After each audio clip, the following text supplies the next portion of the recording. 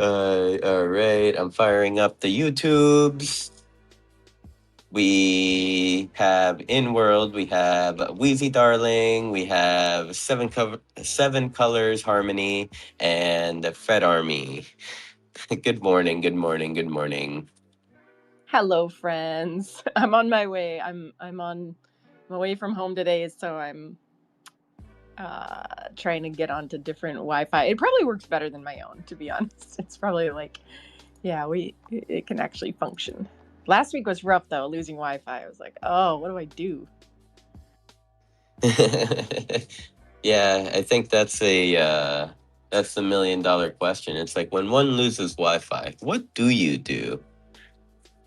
I went for like a 4 mile hike, so it was great. It was so good. I'm like, I'm not gonna waste my day trying to sit around and figure out what I should do around the, computer that doesn't work. I'm just gonna go like completely log off. So that was good. That seems to be a more healthy option than probably what I would have done. I probably would have like starfished on the middle of my living room and just like passed out. What is life?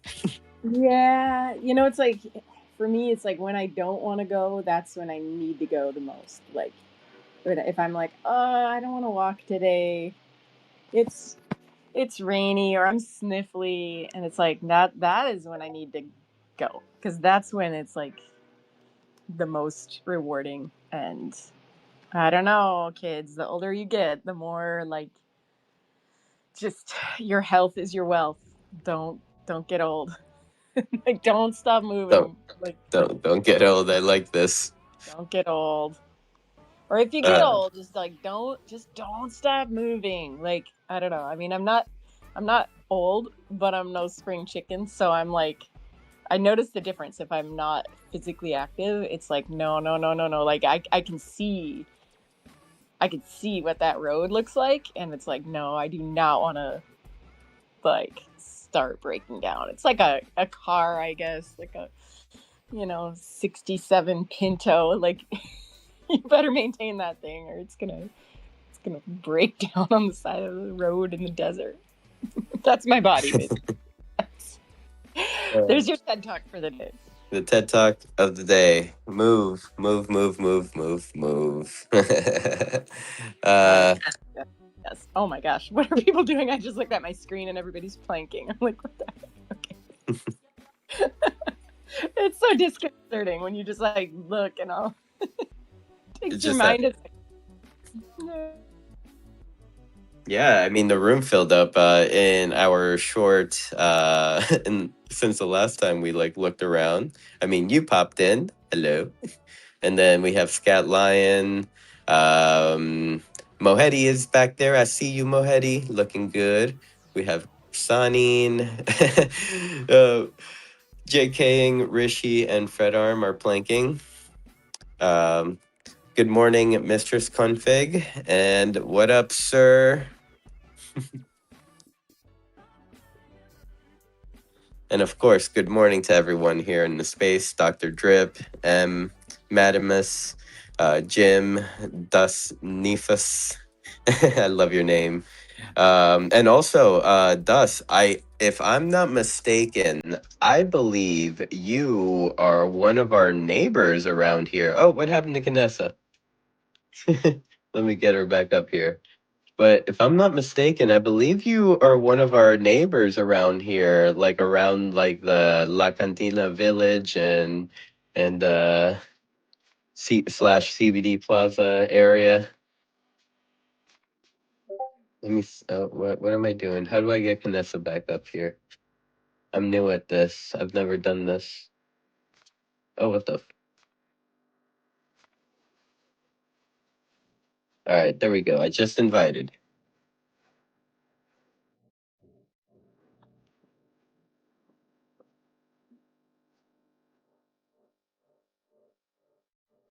Oh, we lost her. Either way, I mean, oh, good morning, I see you in world. I thought about getting that dance. I still might, unless they're sold out. What up, Tony Millionaire?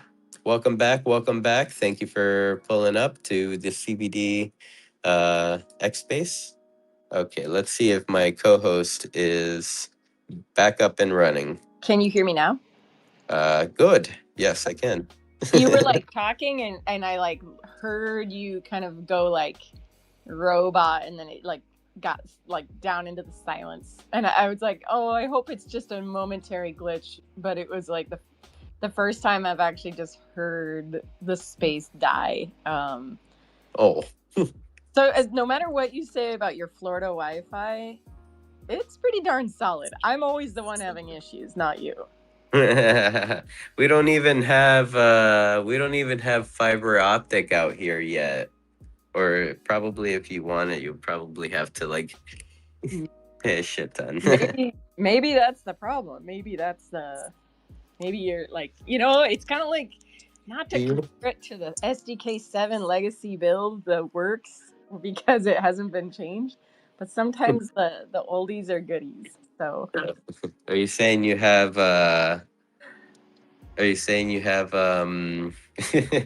fiber optic up in the mountains? I don't even know what I have up there, but I'm in the big city today, so I don't know. This is like city people stuff now. I left the bunker, and you're a city slicker. Yeah, today. Nothing. The world better not go down in shambles between now and when I get home, because I'll be like, stressing away from my bunker. Or maybe you'll have fiber optic by the time you get back. One of the two. Oh, maybe. I know I got Hobby Lobby over here, so that's dangerous. So I think right when I lost connection, you were talking about Deuce Newfoos, and I do want to say I want to invite Deuce. If you want to come up, you're welcome to come up and speak. I know that the hackathon builds are being judged this week, and I've kind of like stayed away because I want to look at them when I have the time to dedicate, but then I'm slowly jumping into them. And Ghost Town was one that I jumped into, and then the Rituals with M and Dr. Drip, and so those I just like, I'm blown away by them. I was cosplaying as the girl from Ghost Town, trying to match her style the best I could. But if anybody hasn't jumped into those experiences, I think we should set up, like, I'm sure ABC Tours will do some cool stuff, like going through them all, but I don't know, maybe we should set up like more like group tours, because there's so many. There's 35 of them. Like, it's gonna take forever to go do them. So tonight, ABC Tours is gonna be touring some of those builds. And then for Beyond the NFT, we're gonna also be touring the rest of the builds, whatever builds that maybe Billy couldn't get to. We'll be touring those. And yeah, hopefully we can get all of them. Nice. It's like all today. I mean, I don't know if like I mentioned, ABC will tour like whatever they can get, because there's so many. And then Beyond the NFT, we'll try to get as many as we can too. That's a good, like, that's the problem we want, is just like, oops, there's too many. Like, we have to split them up. That's so cool. And I'm hoping that maybe, like, for Beyond the NFT, like, while we're touring, maybe someone's some builders builds, like, if they would like to come up and talk about their builds and stuff like that, like, they're welcome. I think you need a special Beyond the NFT Hackathon edition, where it's like a week series or something, just because, like, I know you need something to do every single night of the week, and so let's just fill it up with your schedule. But like, it'd be cool if it was just short term. But let's see, 35 divided by 5, let's see, you could do, oh gosh, that's still way too many people per night. Holy moly. Because some of the exhibits, I'm sure don't take much time, but some it's like a full game that you've got to, run through. So, well, I guess we have until next Halloween, right? Well, I mean, so maybe we can see like what builds like were covered, like till what number we are covered between ABC and beyond the NFT, and then maybe what you mentioned, we could do what you mentioned, have like a little group tour for the rest of them. Yeah, that would be cool. Oh, there was another one that I did try. Oh my gosh, it was the Whack a Ghost. That was fun. That was like, it's just like a small scene, but super just fun and um, yeah, just I was like, okay, I know I can do better this time. I know I can increase. I know I can do better than the last time. So, and you also are on that list. So you're one of the um, participants. How did it feel? Was this your first hackathon, or have you done many? I was very small, very scared. Definitely, submission was way too high level for a small mule like me.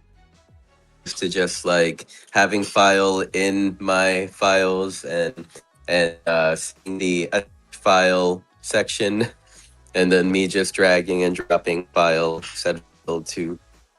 But I had to make a very scary GitHub account, and Lastrom walked me through it in all in like within like 10 minutes. And then you uploaded all your stuff to GitHub? I mean, I uploaded a stuff to GitHub. I still don't understand any of it. I just know I have it. That's so cool. So next time you could add more. Like when you go back to add more stuff, it's going to be like ready to go. Maybe it'll be less scary. One can hope. Well, I think it's inspiring seeing people that like, I know I goad you a lot for building, but like you did it. And so that's that's inspiring cuz to hear you say like, "Oh, it was easy. Like it took 10 minutes." That's I like that can be so I think just helpful for Yeah. people that aren't building, like just to hear that. Oh, okay. Like and if we're all doing that, we're all like making little inspirational moves, then like it creates the culture of a culture of inspiration. I don't know, that might be too too yeah, like high reaching, but I don't know, it's cool. I love that. I love seeing you put something in there. Yeah, yeah. And I mean, like it gets my mind thinking about like cursor AI and all that stuff. Like I it's more of like one of those things that I'm thinking about. Like, I should be trying to play around with it, but then at the same time, I don't know if I understand it enough. Okay, then you know what? Go to the other AI, go to Chat GPT and tell them your problem. I want to do cursor AI. I don't even know what to do and I don't think I can understand it. What is a way that I could start learning it that would be relevant to me? And then like Chat GPT really can be your like your buddy that the buddy that you never had, and like it can help you. And like I've had it try to help me figure out emotes when I get stuck, and then it's like super helpful, and then I'm like finally I'm like I feel dumb and so frustrated right now, I can't do this, and then it like slows it way down and it like starts being like, you're doing so great. The fact that you're telling me this tells me that you're really reflecting on your progress, and so then it will totally dumb it down. Or you can say, can you please dumb it down, I feel so stressed. Oh my god, I'm so sorry. I didn't know that was a soundboard. Oh, okay. So, little update. I got an iPhone. I kind of love it. Besides the fact that I don't know how to use it. Oh, you have an iPhone too? No, that's not me. What are you doing, weirdo? Why are you playing with the sound effects? Look, guys, Sin got a new toy and now he can't stop playing.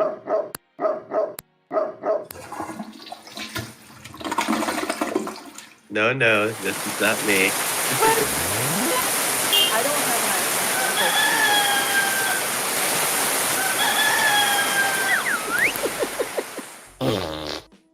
Sin, Just gotta end it with that one. we're not done. Okay. I won't be 13. So, did you just hit the soundboard in the middle of my deeply I thought it was a laughing emote. It was. I mean, I think it did sound like everybody was laughing at me. No, we were laughing with you. Continue, please. No, I think I'm done. And I mean, the room's also been continuing to fill up on Decentraland. We're up to 17 people. What up, everyone? What up? What up? And also, I need a. I just want to come forward, and also, it would be a good time. I can dedicate some time to it today.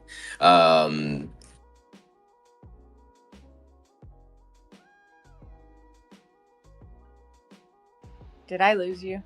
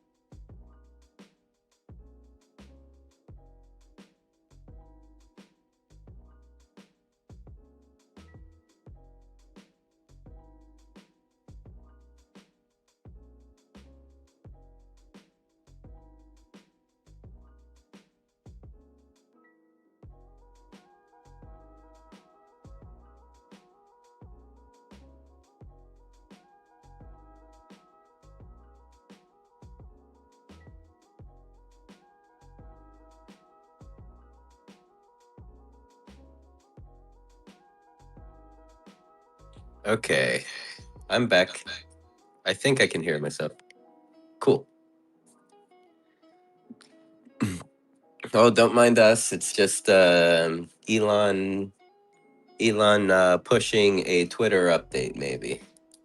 Here, let's invite Kanessa to co-host. Okay, can you hear me? Yes. Can you hear me? I can't. Guys, sorry. This is the first time we've hosted a Twitter space. We're a little nervous. The jitters are getting to us, and we're pushing the wrong buttons. We'll be better next week, I promise. So you can't hear me. I can hear you. Okay, sweet. Yeah, I'd never done this before. It's yeah. But let's see. Who I was given before I was rudely told that no one could hear me. Welcome, Alex. Thank you so much for joining us. And I thought I saw someone else. I thought I saw. Oh, what up? What up? What's up? I like the name. Nice. Goodbye. Goodbye. And then we on the Twitter space we have Sir Degen in here, Meta Wolf, good morning. Ozzy, good morning, good morning. Toxic Waifu, Madamus, Julius Guy. And I think I saw your mic unmute, Kanessa. Oh no, I was just gonna talk about What's Up's name. That's a pretty cool name. And then I always have to look and be like, okay, but who is that? Like, who is this person? Trying to figure out who was up. You probably know. Who? I don't know. I haven't stalked him yet. I haven't stalked his wallet or his profile. Is that Beat? No, it's funny because then you have to. Yeah. Okay. Yeah. Bitcoin. I guess it's not too hard to stalk because it tells you in photos like who's in the picture. Oh, Yes, that's yes. awesome.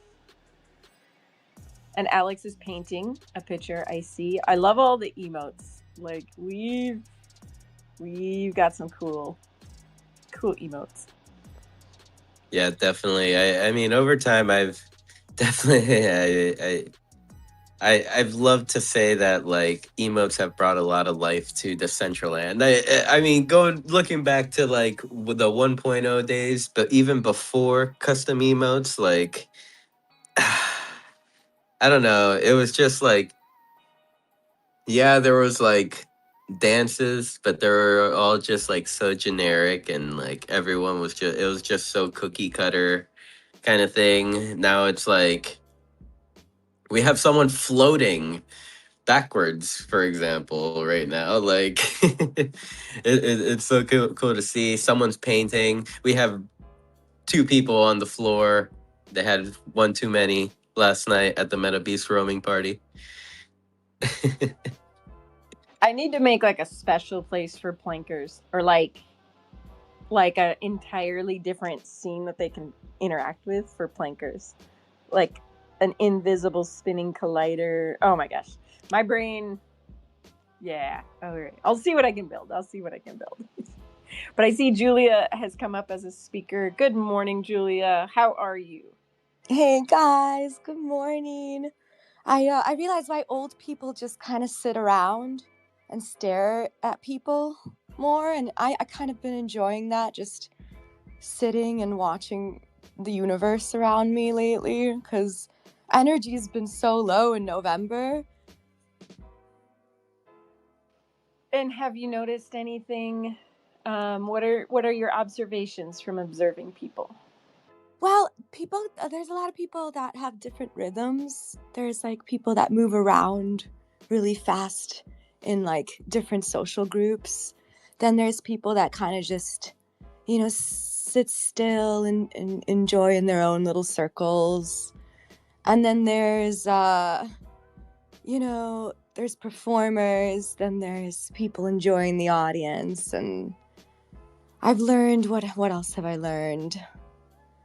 I don't know. I guess I've just been enjoying just observing people lately and then writing in my journal about it when I get back home. I'm about to go actually to Detroit for my first movie premiere today. I am getting picked up soon and heading to Detroit. It's gonna be crazy. Is it your first, like, you're going to see the premiere of the movie, or you're in the movie? Because I feel like I both are a possibility with you, Julia. Right? Oh my god. Today I am shadowing the star of the movie, Robert J. Bray, who we did a cover shoot recently with, and he's bringing me along as a behind the scenes cat. So I'm getting picked up by the star of the movie, and we're driving to Detroit, and I am shadowing him as he's my first star. I've never photographed a star of a movie before or been in a movie premiere. So I'm there as a musician, friend slash chill photographer. Like, I'm not gonna bring a big zoom lens because I'm like in this space between like photography and musician, and I'm just like an artist, I guess. And people are always like, pick one, and I'm like, no, never. I am both. So I'm gonna do both. I don't know. We'll see. Detroit. That's so cool. That's so cool. What a interesting place to have a premiere too. I feel like there, as far as music goes, like Detroit, there's so many roots. That could, like it's a. I've never been there, but it seems like it's got to have a crazy scene. Me too. I've never been there. I've only been in the airport, and the airport's like always has good energy whenever I'm there. It's a really, you go to different airports, and they all have like, some are just really bad vibes, like the Denver airport. Sorry, Denver airport. I concur. I have like traumatic memories. Trauma.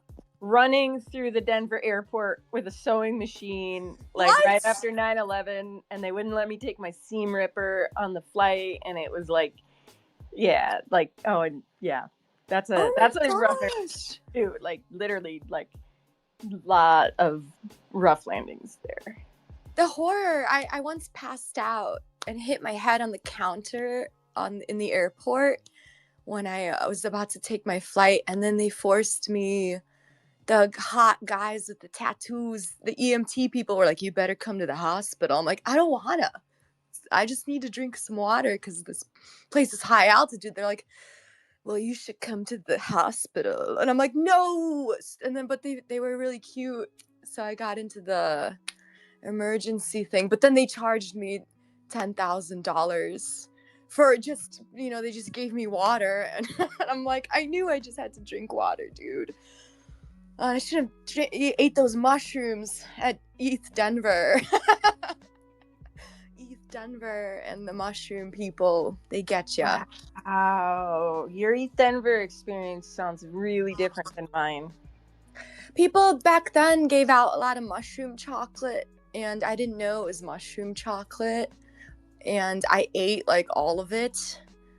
And it was an interesting time because I met my collector, I believe. Like, I didn't even know it was my collector. It was Guy Norcal. He's like a big Genesis collector, and he collects everybody's Genesis pieces. And he's kind of incognito. And apparently he came up to me and was like, "Hey, I'm your collector." And I'm like, "Let's take a picture. I don't know you." But then later when I got home, I realized it was him, but I was too much on mushrooms to realize it was him. So I had such regrets. I was like, I could have talked to him more. What a first impression, That's yeah, go ahead, Sin. I learned something from that story. We need to start giving out mushroom chocolate. In Decentraland? Yes. You're welcome for the creativity. Now, I want 15% royalties. Thank you. For any inspiration I give, just give me that royalty. I'm an artist. I need the money. Let's go. So if I lose money on this, are you covering 15% of my losses as well? You can't lose money on mushroom chocolate unless like, We gotta buy the cows. You want to buy or no? We gotta just go to the person who already has the cow. Simple.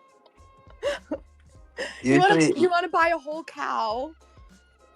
I mean, it seems like an endless supply, opposed to jumping fences and picking some shrooms in the moonlight like a 17-year. So we'll get a mushroom cow. Okay, fine. We'll buy a mushroom cow for like, how much are cows these days? Like, how much is a cow? I've Are you never talking even. about a mushroom from Mushroom Island in Minecraft, you guys? Those cows are rare. I mean, those are hard to breed. I don't know, you guys. Yo, my grandma in Russia used to breed cows, like bulls. So she would actually. I probably shouldn't. This space is recorded. I don't want to go into the details. Never mind.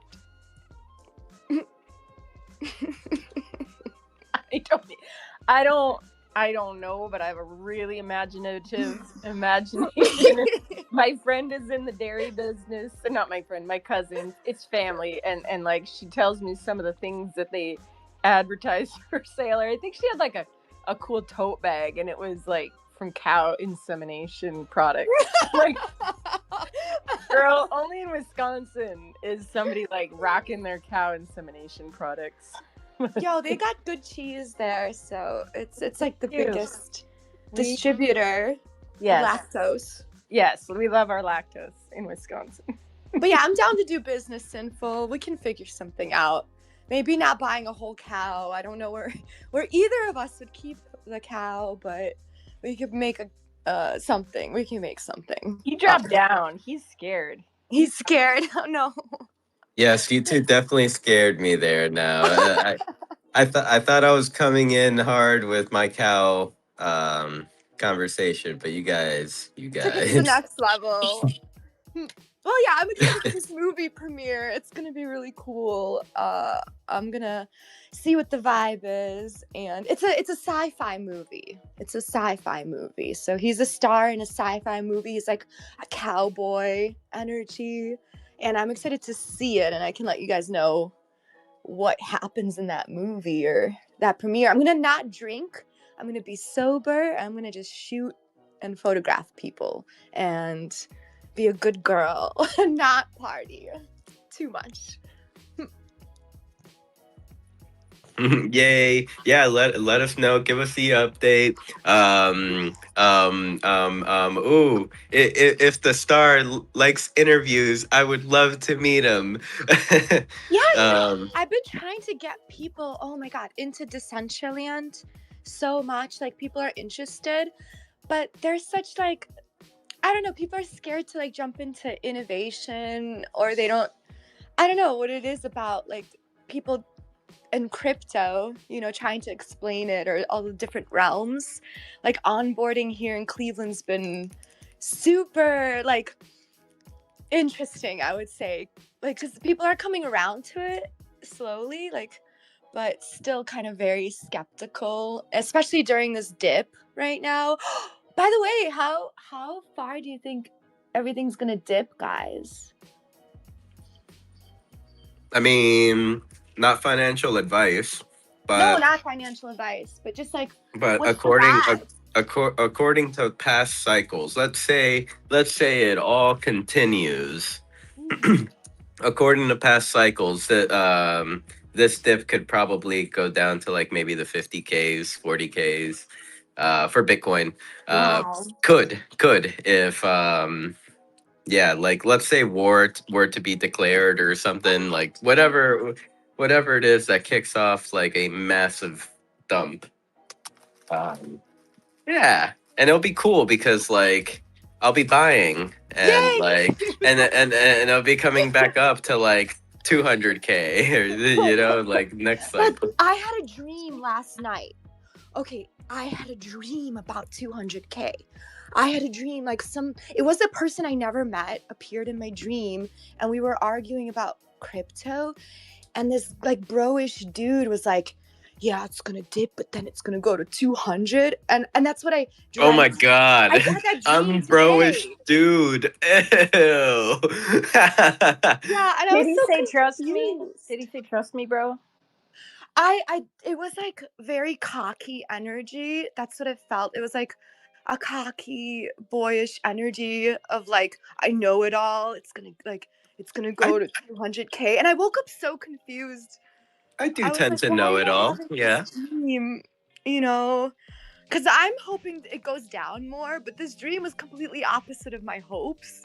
My hopes was like, yeah, let's keep it going down. But then the dream was like, it's gonna go up. So now I woke up super kind of confused because I think we're in this state of like in between. Like it could suddenly bam after the shutdown, or it could, it's like it's a weird limbo we're in. I feel like a crossroads. It's great. We're doing great. I'm just gonna keep buying during the dips.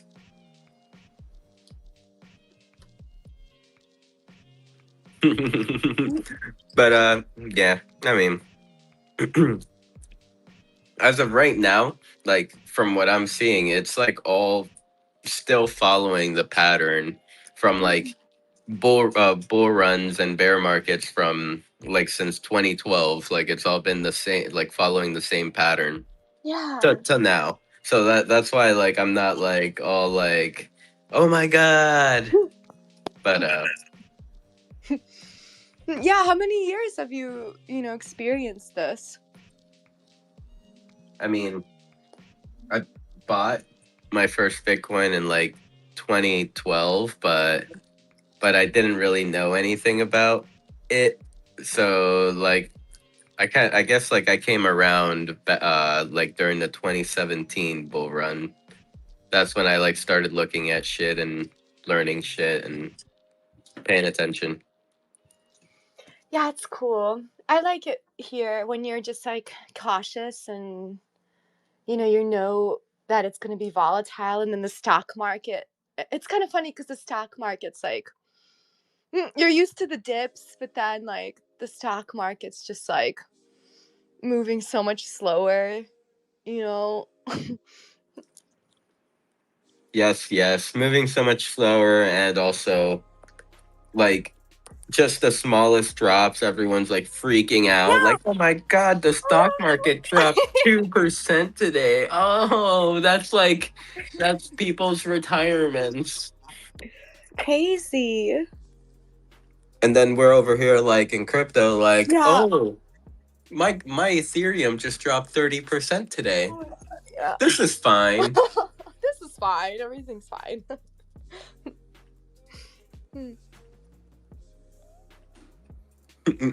But let's take a look around the room, see if there are any new friends.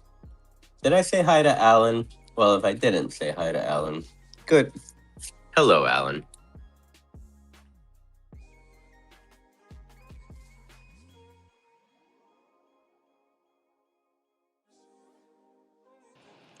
And Glam Chain. Hi, Glam Chain.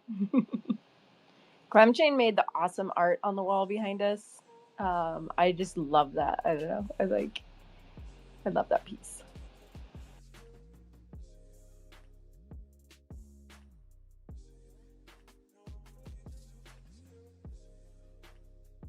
Uh-oh. Sin, are you talking? I don't hear you, but I see your speaker thing on.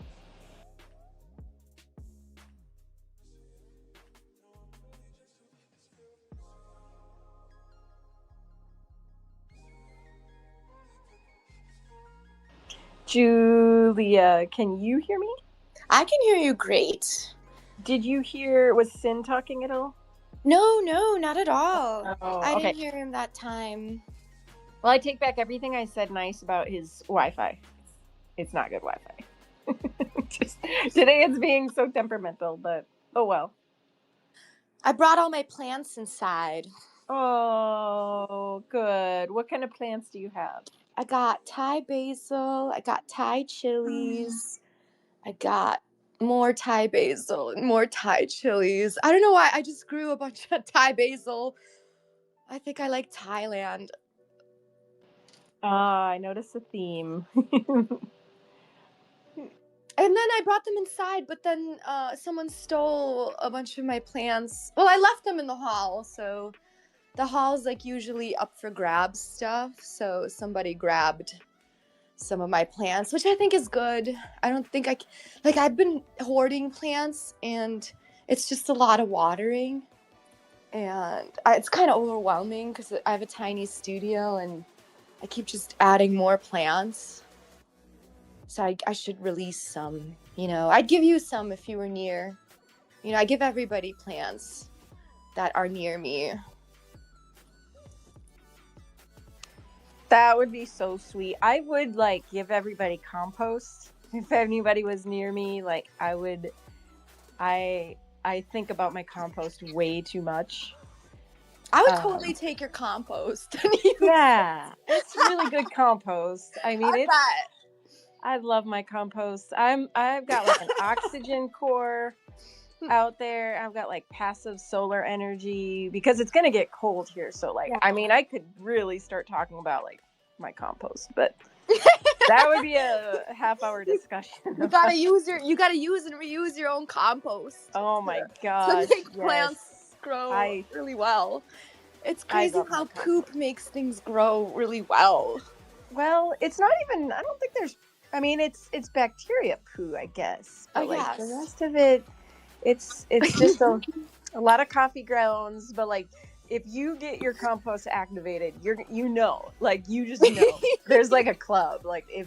Because I don't know how many people have tried to get compost heated up, and it just doesn't activate. And then so if you got, I mean, mine, I could take some video of it steaming, and then it'd be proof POC, proof of work, proof of stake. That would be proof of compost. Oh my god! Yeah, I should mint that actually. I was about to say, we're in crypto. We should mint everything. We should mint our whole existence. Yes.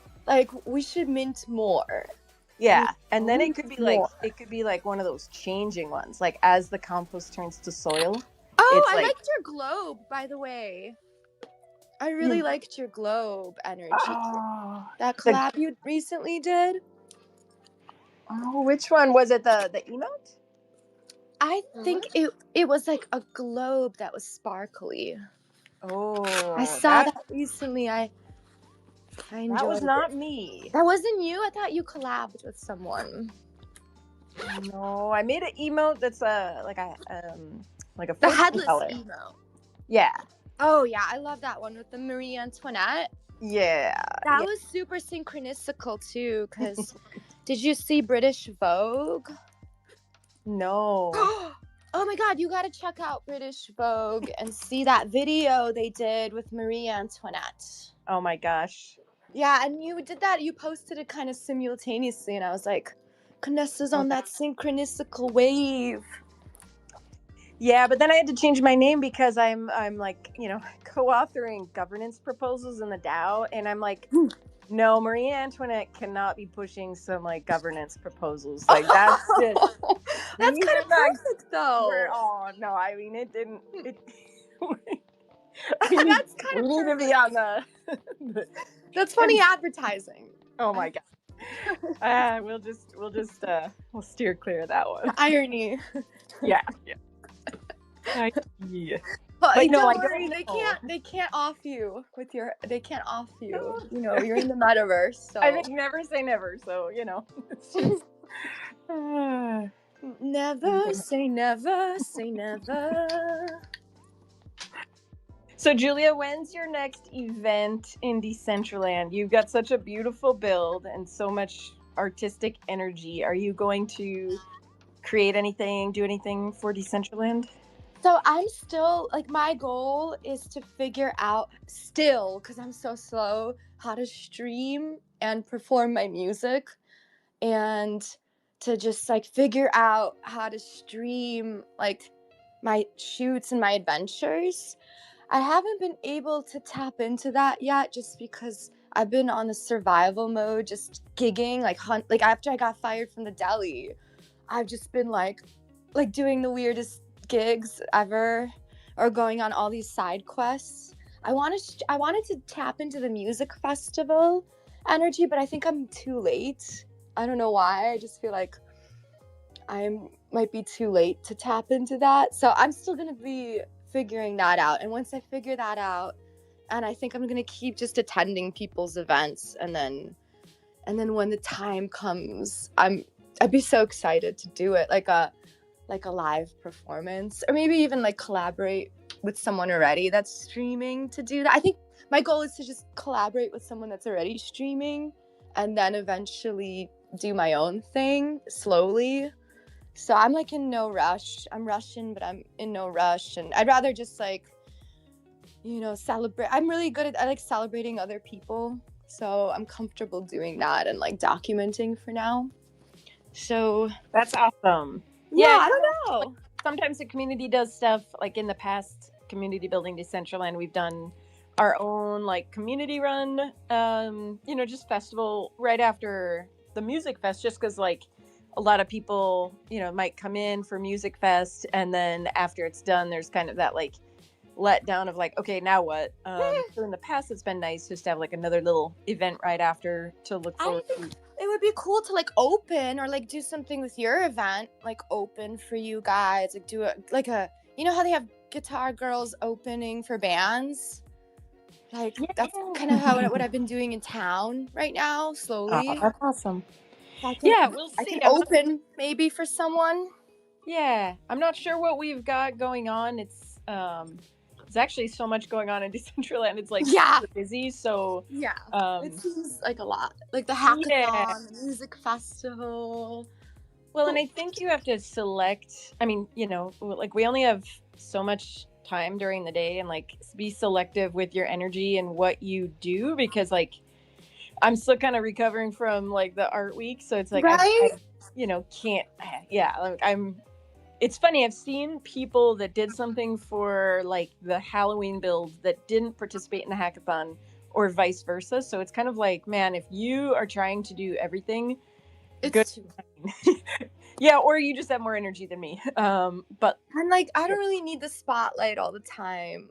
Like it's just exhausting. So I'd rather like chill, and when the time comes I can tap dance for people, like if they're when they're feeling low, you know, or if they need that energy. But otherwise I'm cool. And plus you did a whole build during that art week. It's like, whoa, you got to pace yourself, like, or you know, like, I don't know, it's hard. You can burn out so quickly if you're just constantly like spreading yourself in different plates. yeah, totally. Or find something that there's like a good quote, something that instead of pushing it pulls you. So find something that like you can't sleep at night because you're thinking of how to do it, and even if it's obscure and mundane and nobody else is gonna like it but you, like, just do that thing, like, do it. And you know, that's, I mean, as long as you're not trying to like make a career off of it, I guess you can have that kind of like artistic freedom to pursue what you're, you know, just like the, I don't know, just more of a passion than like a career. Yeah, you have to have like a passion that keeps you feeling like the spark of joy, like little sparks of joy. And like it's so crazy when you're chasing little sparks of joy. Like I've been observing things. Like sometimes you have to really protect your energy. Like I've been protecting my energy a lot in November because it's just a lot of people, like artists, you know, people really seek us for answers or questions or like therapy sometimes.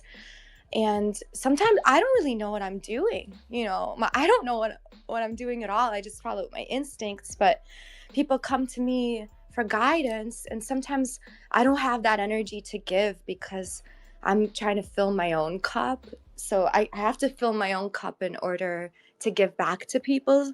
So I've been filling my cup again in order to be super hyped so that I can give and not be super grumpy. And not fake it. I don't want to fucking fake hype shit. I don't want to be like if I'm not happy, or if I'm like, I'm not going to fake positivity if I'm not feeling it. Like I'm just going to recover in silence, and then when I'm feeling up for it, then I'm going to go, because I feel like people can feel that. I feel like people can really feel like your insides when you're not having a good time, you know. You can't force it. You gotta relax, you gotta heal, you gotta meditate, you gotta spend time with your family, because that's so key. Like, you know, what's the point of life if you're just constantly career chasing, you know? And then springtime, you know, springtime, go hard, because that's when creativity is the most. That's when people are mating season happens, creativity happens. In wintertime, everyone's kind of like a hermit, unless you go to the islands. Yeah, I thought then you can mate all the time on the islands and use your creative sexual energy to create more. But that's a different theory altogether. I'm giving gems. I'm kidding. Makes like laughing, but it's true. Put all your sensual energy into creation and bam. Anyway, buying there cows. you go. You left us all pondering, you know, Ponder. the springtime rut, I guess you could call it. People can really feel like energy, and I'm not gonna fake shit. Like, so I've been hanging out with a lot of grumpy punks, and I like it because, you know, at least they're blunt and honest about stuff, and I respect that.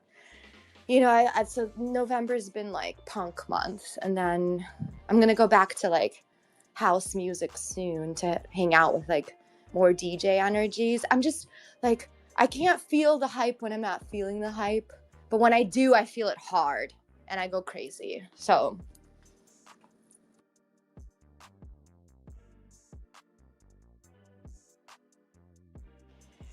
Well, Julia, you appreciate the energy that you bring, and hope to see you creating some cool stuff in Decentraland whenever it aligns. There's also Fashion Week in the spring, so if your you know, creative energy aligns with that, that's a possibly also a good I'm time. down to model for people. Like, I'm down to totally model people's things and can post on my socials people's wearables. I'm down to do that. I'm down to be like a fashion model if needed.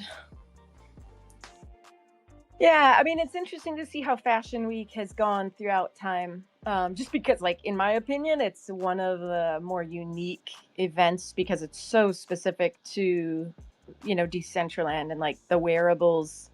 I don't know. They're like the driving force of the big part of the economy, just like buying and selling wearables and emotes. That is, the big money maker, I guess. Um, well, I guess somebody could argue like land sales and commissions on that, but it's been interesting to see how it's evolved over the years from like at in the very earlier music or like fashion weeks, it was a lot of outside brands coming in and dropping stuff, and now it's more like smaller and kind of internal. So I don't know. It'll be interesting to see how that evolves. Yeah, the underground scene. I came into Fashion Week. I think that's how I appeared into Decentraland, and we were both cats. Do you remember? I don't remember. I have to change outfits like every hour just to recycle. You gave me cat ears. Oh yes, I love those. Okay, if that's yes, and the cat skirt, that was one of the first wearables that I ever got, and I was like, this is so cute, and it was expensive at the time. I think it was like $25, and wow, it's like super cheap compared to what I paid for it back in like big crypto prices. Fashion circulates, so who knows? Vintage can come back, and I like wearables. I think it's really innovative that people are doing that. And I think it's super creative. Like I really like what Dr. Drip does. I just feel like it teaches you so much. Yeah, and we're only by definition, I believe, 12 years away from being considered vintage. Whoa. I could have my math wrong, but I did look it up. Like, at what point is Decentraland vintage? And I was going to make a post, but I was like, no. This is too easy to make this sound like we're bad. Like antique and old. And no, we're not going there. But by definition, yeah, vintage. We are going to be vintage Ethereum. Well, wearables. And it'd be crazy when Ethereum hits like 20K and that happens. It's going to be a mind fuck if that even happens. My hope is Ethereum will become like Bitcoin eventually, but because who knows? Like, who knows? In every generation, like who knows? And then the wearables will be worth like so much more. Yeah, but there's got to be the people that want the wearables, and I think like a lot of, especially the L1s, they're people that like were here during that period of time where they're like, oh, I need the neon jacket that was only available during this one period of time, or oh, I need the 2020 face masks because they're so iconic. So it's like, what happens when you don't have those kind of collectors? Like when people are like, no, I'd rather have just L2s that are cheaper, and they don't have that, like, I don't know, deeper like connection to the blockchain. But like if nobody cares, then there's no value. Yeah, it's interesting how value shifts based on popularity in general. And some people that's what I've observed is people sometimes pivot to what's popular. But what I really love is people who just stay their ground and like what they like, and everything recirculates back.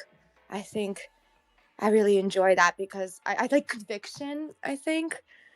And like the knowledge of like, oh, you know who you are and what you like, and things always come back around kind of energy. I think I've always respected that. But I also respect people who shift, to chase, the thing. But I think I like to stick around.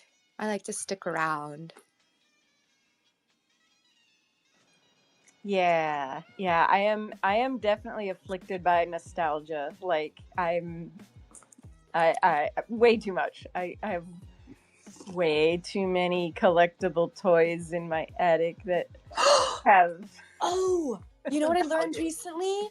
Is there a way you could display all of them at once? You know, someone recently gave me wisdom. I think it was Brian Brinkman, who's an artist, and he said, take out all your tchotchkes and put them on display so that you could see like everything you have. You know, so it makes you feel like, oh, I know. Like, so sometimes we just lose everything we've done as creatives to like so many different things, but if you put them all together on like a desk so you could see them, it'll help you like vision things better. I love that, and I love that, but I think I'm gonna need a bigger desk to display For your my tchotchkes. my treasures. They're you know like I mean they're treasures. That's why like the digital world is so nice because my treasures are in a computer. They're like contained in a small area. So that would be cool actually to do it in Decentraland with builds. Like take a world and then just put in all of the old builds. Although I don't know if I could if they're all built in the old SDK 6. I don't know if I could. That'd be kind of hard, I think. Because like all those old ones, I would love to like see them, and I mean they're so like small and simple, but I was so proud at the time, like, oh my gosh, it's really good. And like I like your maze. I always keep coming back to your maze. Oh yeah, and it's so funny like how far we've come, even like in just a few weeks, I would say, since the hackathon. Like the tools that we got from that has just like skyrocketed. I think, I don't know, ability and just the detail and stuff is just crazy. Yeah, I left for like a week and I came back and everything was like different. And I was like, wait, what's happening, guys? Like, I left for a week. Like, that's insane. Like, I left for a week and there's like all this new stuff, and I was a little disoriented, but we used to say like a week. Like a day in the metaverse is like a week in the real world. Because I would say 100% back in 2022, like the early energy right after, 2021, like Facebook Meta announcement, and it was insanity. Like people were running to the metaverse like it's the next thing. And it like, there was some really bad hype, like it wasn't sustainable. But there was so much happening so fast. And so if you didn't log in for 2 days, you'd come back and be like, whoa, what? Like this wearable dropped and this club just opened. So I was like, I think it's prematurely aging us too. I don't know. Well, yeah, like when you live in New York, I have a theory that, sorry guys, whoever lives in New York, whenever I go to New York, I feel like I'm gonna just die so fast there because it goes by so fast, like a New York minute. I'm like, oh my god, like I spent like 3 days in New York, and it just goes by so fast, So I have theories like that, like in different cities, like time just moves differently, and same in crypto, it's like even faster because it's all mind. It's all mind powered. Yeah, and the good and the bad. Like I'm sure everybody can remember where they were when they watched, specific crypto crashes. Like I remember March 13th, 2020, I was on the left side of my desk looking at my portfolio and like I was not panicking. But I may have been trying to flip some crypto and then like lost, just like stupid moves. But I remember like, okay, being right there, and it's what a wild ride. But I think like I'm not even, I don't know, like we don't really talk too much about the the status of crypto, like because we're all going to benefit if it goes up, like obviously. But I think most of the time we're talking about the protocols and like the projects built on top of it, because that's the exciting part, is like what can we do with all of these new things that are being built on top of that technology, and then like the non-blockchain technology too. Like I mean, AI and everything. It's led us to some, I think, paths that we didn't even know that we were going to like walk down this path. It's crazy. The path is never straightforward. It's always curvy.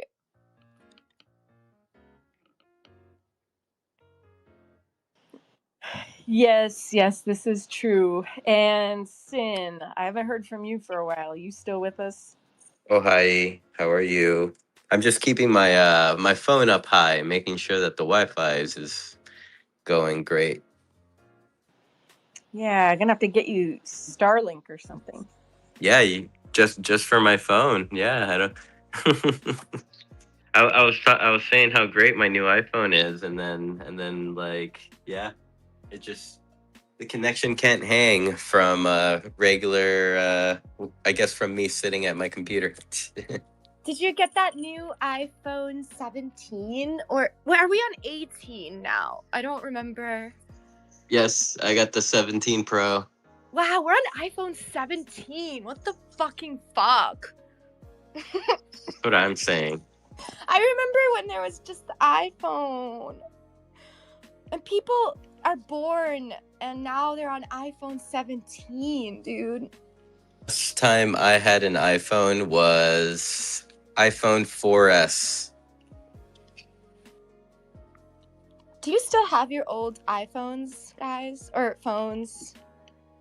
Yes, some of them, but definitely not my iPhone. I think that thing got destroyed. My kids think my flip phone is the coolest thing. They're like, "Mom, why don't you use this?" And I'm like, "Guys, because that thing is like PLS, like that we evolved past it." And they're like, "No, you should use it. Like, if you plug it in and charge the batteries, will it work?" I'm like, "No, guys, like that thing is dead in the water," and they think it's so cool. So I think if it was up to them, they would have a flip phone because it's so much cooler than an iPhone.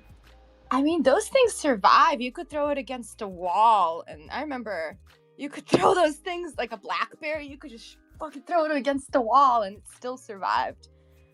I feel like technology back then was more durable than it is now.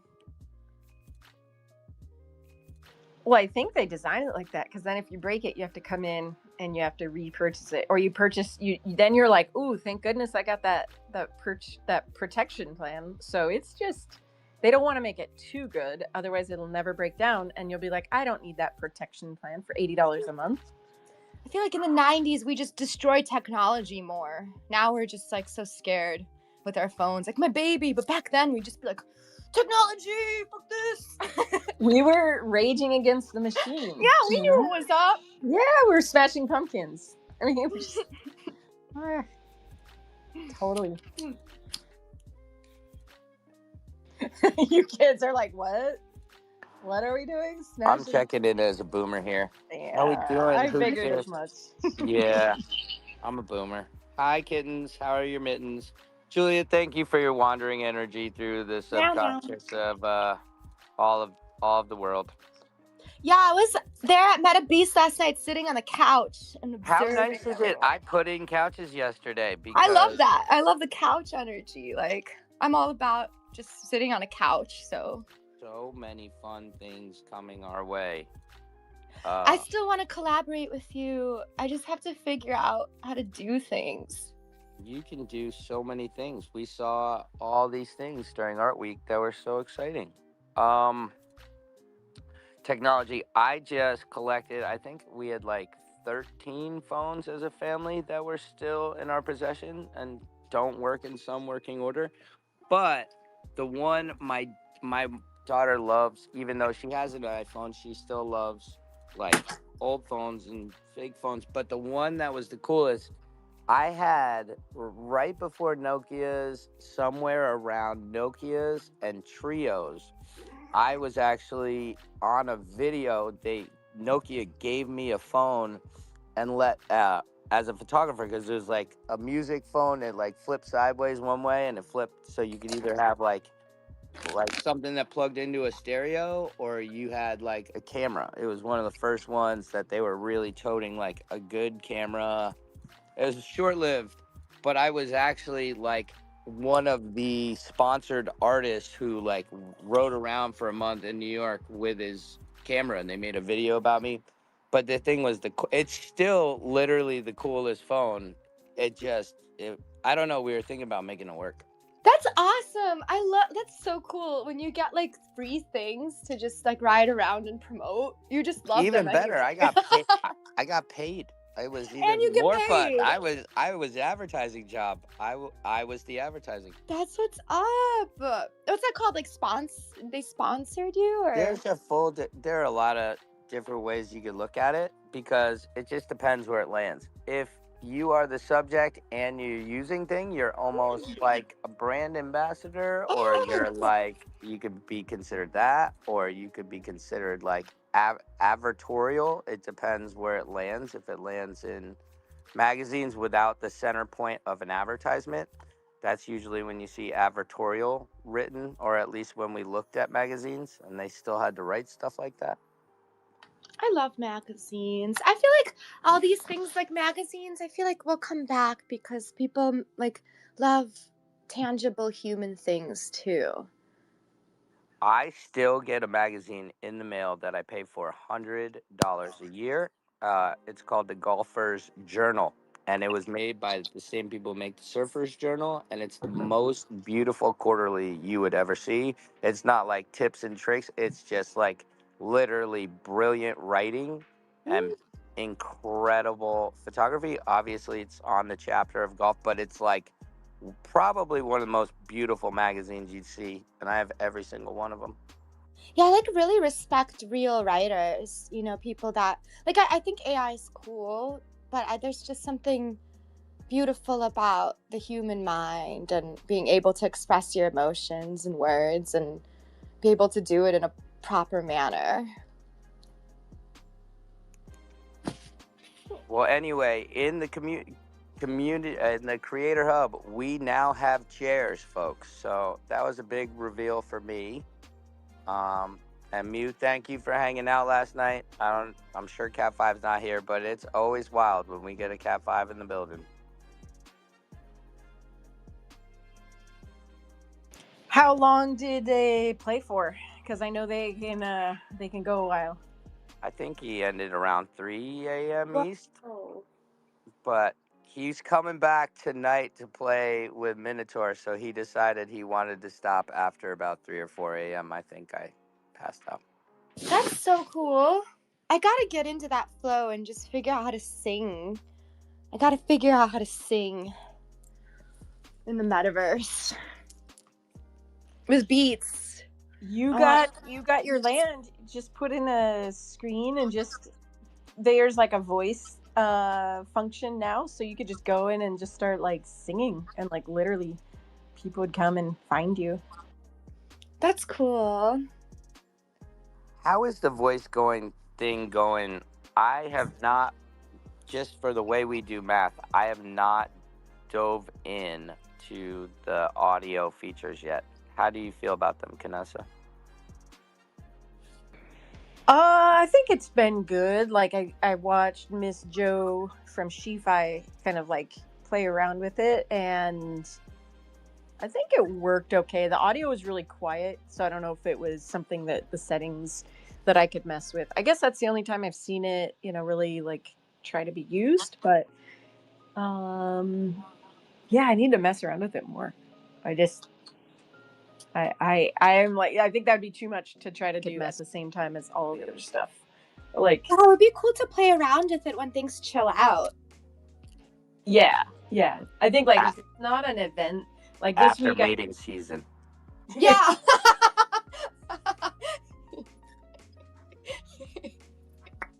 In December would be vibes. I feel. Like what you're saying, Julia, it would be so cool for that. Like just like a random pop-up party, like where you can talk to the artist, and that would be so cool. Especially like in your build. Your build is really cool. Dude, lip liner is so key. Like lip liner, dude. Sorry, ADHD, but lip liner. I'm good on the lip liner. I've had like a full dose of lip liner. We have gloss in the house. Sometimes I get accidentally on instead of chapstick with my ladies, but lip liner really kind of throws me off when I'm wearing it. Um, so have they decided we're not gonna save Intel Max? Is that official now? Because I gotta tell you, I'm stuck using one computer to try and be a DJ and be in Decentraland and be on social media. It doesn't really work. And if you're trying to, and I know that sounds really tacky, but it's true. Like if you're trying to be in world and be a part of what's going on and use that main computer as a device, if you click the wrong button, like you can restart songs or you can quit a program. It's really tough. And so then I'm asking, um, so I'm kind of at this crossroads where I'm a Mac user, and I've been a Mac user like through all those 18 iPhones, and then probably through at least 16 more that didn't exist yet. And yet now I feel like the world's kind of our world is more a PC world, and I don't know if I have the courage to get a PC and have everything like half language one way, half the other, and I don't know what to do. But did they decide? Have we decided that Intel chips are dead in Decentraland? Because I mean, there are a lot of us that Intel computers still work. I did all my work for the Creator Hub and everything else with the Intel computer, and it sucks. I don't know what I want to do. Save me, Sin. To tell you the truth, I don't know what you're talking about. That they're completely dead because my guest on Monday, Jen Marie, has a Intel Mac, and she was on. And who was the other person that came in the CBD space asking about that? And like who was it? Kaz like told him that there was an update that was pushed. It's not perfect, but it's usable. That would be such brilliant news. But when I tried to download a new client the other day because I heard it was fixed and it would not access Okay. that computer. Huh. Okay, yours is still dead then. I think Mine is.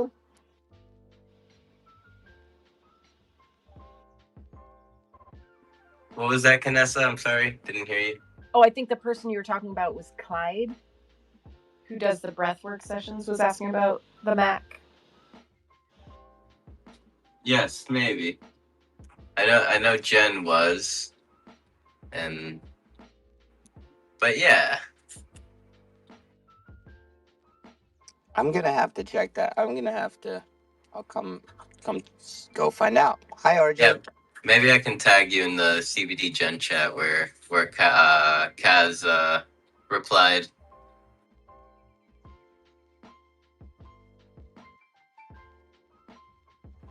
Good afternoon, Arjun.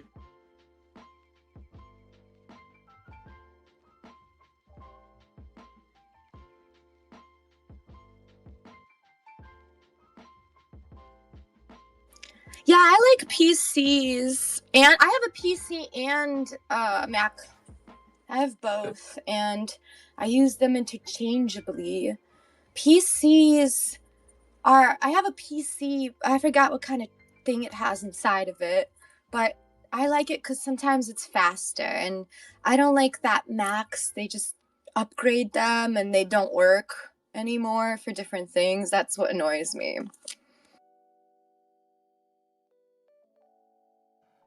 Yeah, and also, if Argent was speaking when your mic was open, we could not hear you, or at least I wasn't getting any sound on my end. Now I think, right? Yes, I believe so. Oh man, menos mal. Oof. Okay. Thank you. Don't go yet, please, because maybe I have the answer you were looking for before. Maybe. Maybe. It seems that this I know because Blender is coming to iPad. And it's because they are allowing a new technology coming from NVIDIA, okay? And this is the key, that will allow Intel Max and also not Intel Max to actually be super cool, faster, blah blah blah, etc. And not only Mac, okay, all the system of Mac, but also Android, all.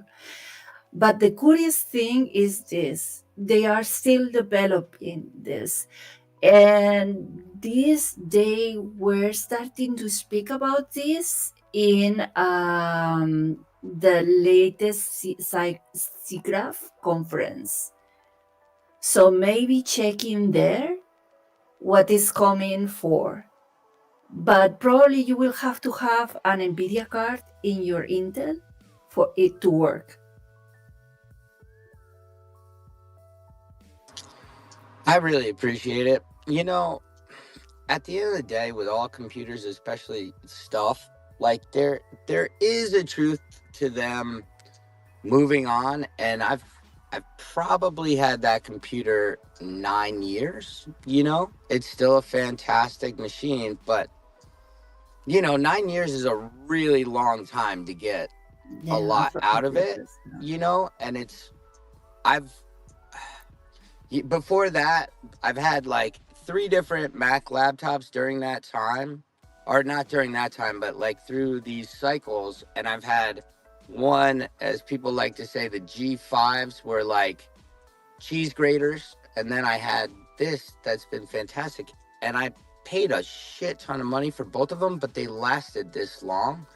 Um, I do think Mac's in a little trouble when it comes to this actual subject, because I don't think people really have, the money isn't there for a lot of people right now, right? Things by the books are harder, and there are a lot of options that let people be simpler, like maybe not. Like Chromebooks are almost like iPads, right? But a lot of people are heading in that direction, and it's going to be really interesting to see what happens to like the coming the coming period of time where people are getting booted out of their computers from Macs. I actually think this is one of those times where Mac is going to find themselves losing a lot of customers. I actually um stopped investing in Apple and sold all my shares and bought Intel instead. Also, but that's not financial advice, by the way, no, it's folks. not financial advice, Yeah. If but I were who you, knows? if I were you, I will just look at the latest. The SIGGRAPH is a big conference on technology, blah blah blah, and they spend a lot of ton uh, of information for people related to all this and how this is going to and is about to change before doing anything that will be maybe financial advice. But hey, at the end of the day, this is coming, but it's not right now. It's going to maybe come for the next year. I know only this just because I was looking for other thing, that is that the notice of Blender working is, and it's the full Blender. It's not, we are not talking of a version for Mac, or a version for Mac. It already exists. I mean, a version for iPad, you know. So if a version for a full is the full 3D application that is coming to be disposable available for anyone having an iPad Pro, and this is thanks to the NVIDIA la. I don't know how to explain that part, because I was hearing it, but just hearing it while I was doing other thing, I was thinking, what the hell? NVIDIA is coming out with something that is going to make that if you have an NVIDIA card, but you're in an old computer, maybe this will help you. maybe. So yeah, just check for SIGGRAPH. I I just I feel like I'm at such a crux.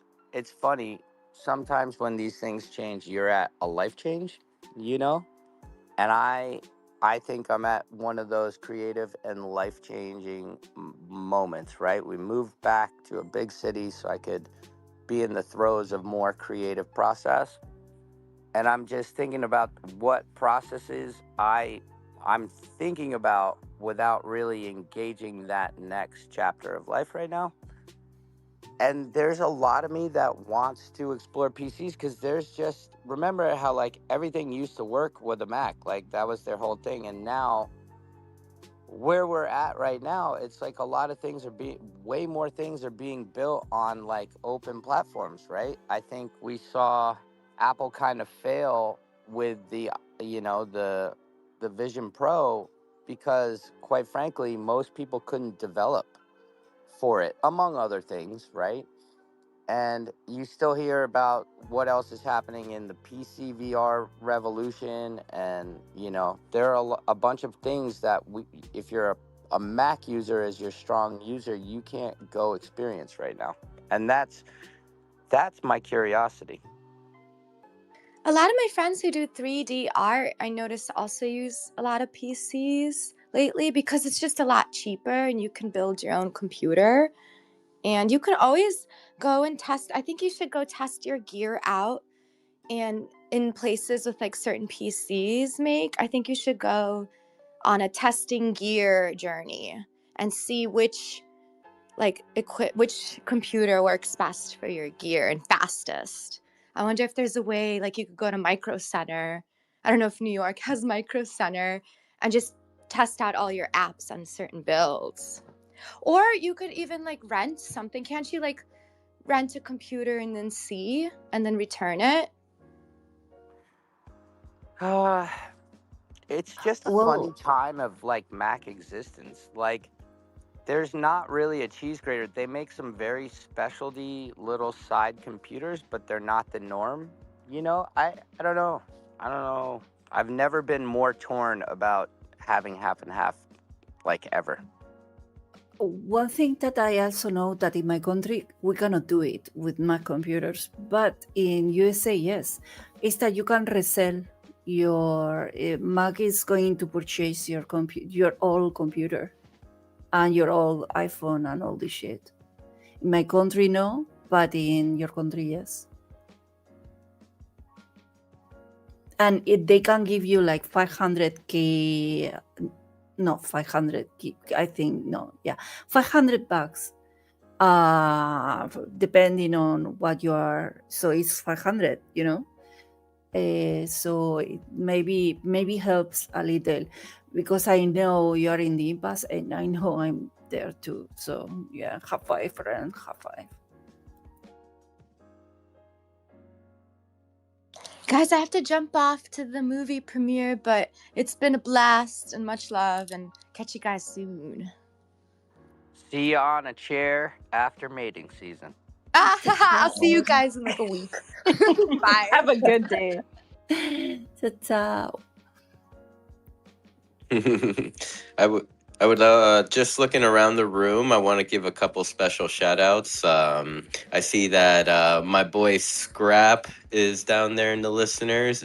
Great to see you, my friend, and always good to hear from you. And if you ever want to come up and chat, ask questions about all the new changes on Decentraland, like you're more than welcome to. I know it's been a while for you, my brother. And I want to give a special shout out to Miss Gecko down there and the listeners. Because I mean, thank you so much for always looking out for Beyond the NFT. I know that you feature Beyond the NFT on your or on your weekly event calendars every week, and I want to thank you for doing that for us. And I've been meaning to hit you up more about your calendar. Per, Perhaps maybe there's some opportunities within there. But yeah, thank you for pulling up. Thank you for listening. And And thank you to everyone on Decentraland right now. We have 18 friends in world. It's always good to see La Cantina filling up. And I think since the last time we said hellos, I see Rishi Girl is here. Big, big, big welcome to Rishi Girl. Mew loves you. We all love you, Rishi. And yeah, thank you. And let's see where I can't seem to find the comment from Kaz. It may have been a few weeks back and I need to scroll more, but hopefully these conversations have been like maybe inspiring you. I'm a PC guy. So like, I'm looking over here at like my beautiful beast of a computer and how cool it looks and the massive graphics card on it, and I'm just sitting here like saying like, why wouldn't everyone want this? You could do like everything you could ask for. But yeah, that's just me. It's a really hard. I mean, I guess it just depends what you're used to, right? Like, I'm used to the Mac language, whether it's perfect or not. I know how to go find everything and what most my quick keys are. I mean, I've tried to button mash on PCs before and just started pressing quick keys that went to the wrong place, and I'm saving things in the wrong place, and I'm like, is that is that crutch of not maybe knowing that, is it worth switching? And then I think about just being a DJ and using my laptop currently on it and all these other things just burning the battery because it's always connected. I'm like, well, maybe if I get one of those little ones that could just be plugged in all the time, almost like a device for this, it might be worth it. I don't know. I'm so torn. But I need something. It like doing this by yourself, like doing what we do on Friday nights specifically is so difficult with one computer. Mm-hmm. Most definitely. Yeah. Or even just like one screen. I'm an individual that has two screens, and I love my two screens. Hey, think about that. You could have two screens if you got a PC. Um, and let's see. I'm just looking if there are any comments. I think Scrap is like, get a PC, bro. Hey, can I do a quick sound check? Is that working? Hey, what's up? What's up? We hear ya. Hey, um, just in regards to make, I'm in the same kind of position. I've been using a laptop for years, and um, I've been looking at the like little mini PCs that you could go from like $150 to $500 for pretty good specs, and like I'm looking at maybe doing that because if you're not doing it for like like serious gaming things, like where you need a dedicated video card, you pretty much have everything you need for photo editing and stuff like that. That's basically just using the motherboard and stuff like that. So I might go that direction and get into it with it and being having like no space on your desk taken up, basically. I've been in the debate exactly for that. Like it's two tails, right? Like, but I mean, we definitely need a pretty serious computer. So, especially when it comes to music and like the live music side, when it comes to stem processing, is actually you need a pretty beefy computer. The better your card is, when you're running music, you can actually put in bigger types of wave files instead of MP3s. And then the bigger your chip is, the faster it's going to and cleaner it processes out stems and stem removal. Yeah, that might be just as more important as you know, video card. Yeah. I don't know if the video card is the thing that accesses the stem processing. That it, even though it's not video. I feel like it's on the same line. You know what I mean? Yeah, isn't it cores and hard drives for music? Like you want like 1632 cores and like just endless hard drive space. Right You know, now there's a way to, for example, in the DAW that you're using, to set it to GPU, so it's working then with the video, with the target that you have, and it's taking the memory from that, and it's faster than with the CPU. ooh, I'm gonna have to learn about that with you. Oh, see. Depends on the nowadays in the latest versions of what is the app that you're using, Make, for So I streaming? use Record Box. Oh, okay, don't know it. Okay, I will, if when you have time, if you want, just poke me and we will see how we can improve faster.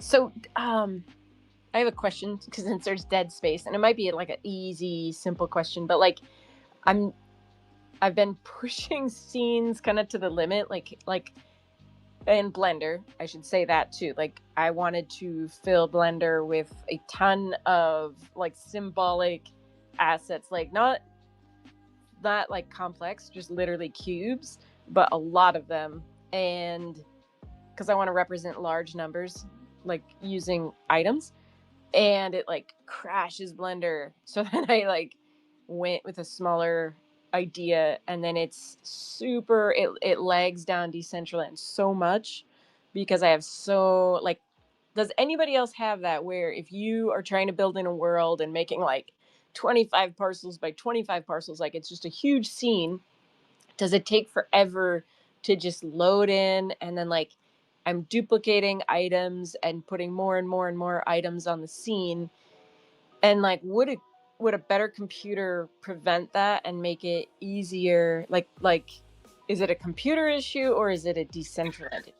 Well, no, there's a trick issue that you can use that are working with instances instead of duplicating objects. Okay, that's what ChatGPT told me. I'm your new ChatGPT Yeah, then.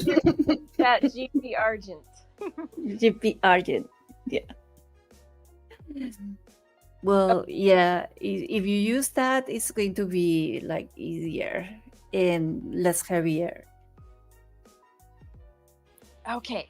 All right. That aligns with what ChatGPT told me, because yeah, like I want to do a visual representation of like Remembrance Day is coming up. I don't know what, it's a different day in every different country. I think like in the United States it's Veterans Day. It originally was Armistice Day to symbolize the end of World War One.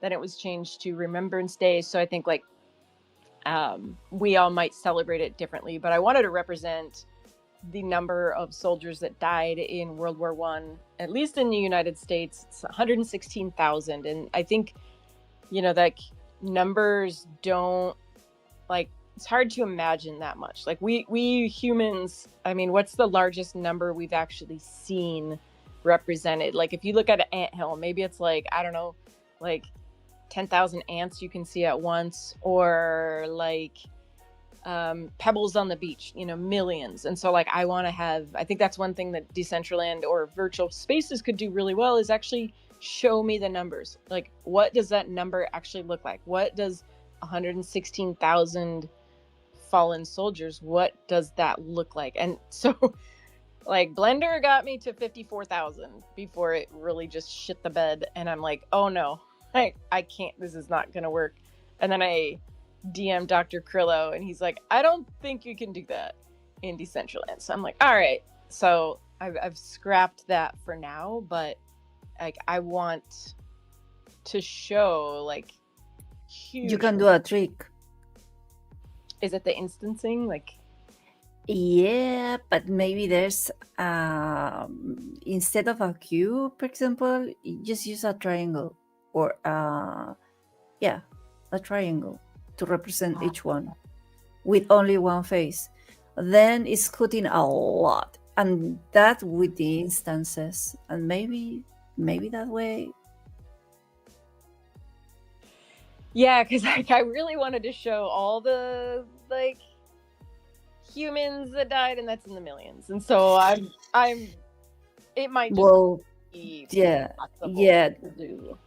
yeah. Well, the thing is that as much as we love something like that, is well, this is a little bit complex to explain, but history of the 3D and the rendering in real time, in games and blah blah blah. The thing is that in not only in Decentraland, is happening in any game.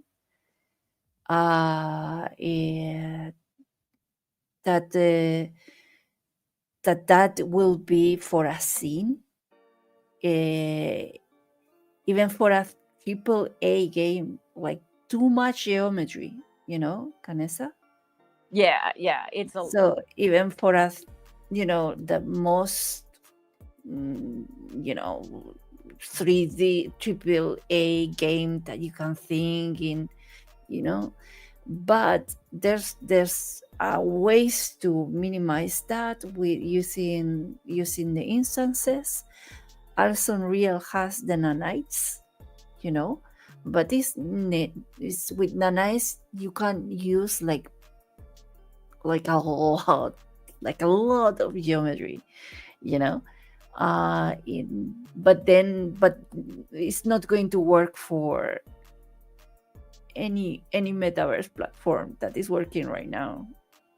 yeah. And so then like do you guys run into a problem of it like so even if so let's say I scrap that and I don't do that idea like with tons and tons and tons of cubes, but I just have a big Decentraland world like 25 by 25. Like if I max that out, does it just slow everything down? I'm trying to decide like is it my computer, my poor little No, yeah, bad, yeah.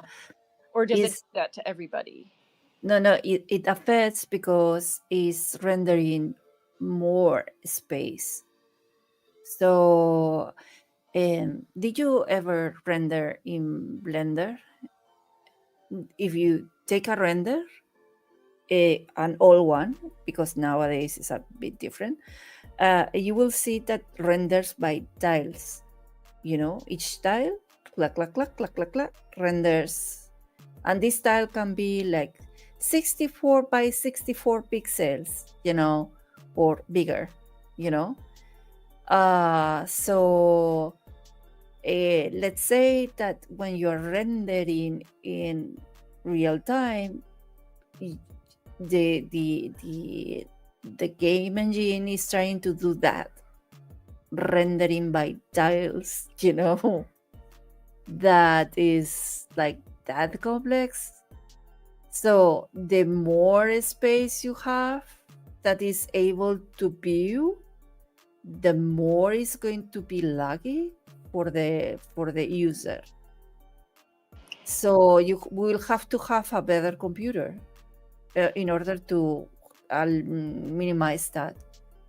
So if you want to, but there's a trick. This is not something that you as the builder has to code. It's something that in the viewer of each person, in the settings of if they have a slower computer, that there's, I don't remember well, but I think in Decentraland, in the settings, there's an option for the loads, and also there's an option for how far you can see. Ah, okay. Does The- that help like when I'm yes, building? Because like yeah, right now, for the event I'm doing on Tuesday, I'm still trying to add assets, and I have to like click and then wait and then duplicate and then wait Put it less. and then Put it grab it less. and like Yes. slowly pull it to the side. So I've tried to figure out like is it more optimal to like add the asset one at a time or like duplicate the same No. over and over again? Instances. Don't duplicate in you create the instances in Blender, export, and that is all. You don't duplicate anything inside the creator, because the creator, I don't remember how you can do instances in the creator, but I think there's a way. I think to remember.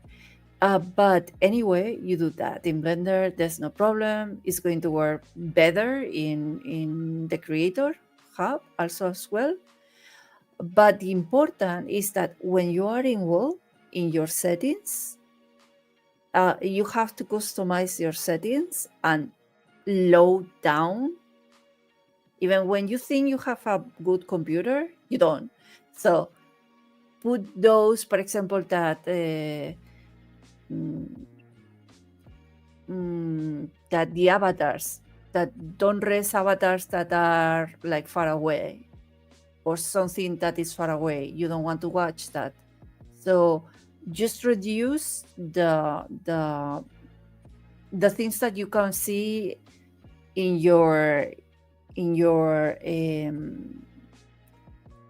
scene, but not as a builder, but as the, I think I'm explaining myself very bad right now. Sense, like because I feel like one thing I've wondered too is, does it go faster if instead of like zooming out as I'm building in the Creator Hub and I'm seeing the whole thing and I'm like trying to duplicate these assets, it seems like it's slower than if I zoom really close and I can only see like 5 assets. Correct. Exactly. Duplicating. Okay, so all right, that makes sense, because otherwise it's like trying to render all of those other things. Exactly. Like And see at once. yeah, and you need those to see? Not yet, so don't do it. So and when you are in world building, not in the Creator Hub, but in world, just download your specs, and that will help you a lot also as well, to be faster for videos and to teach something, because usually you don't want to go like, you want to show something that is there, that is near to you, right?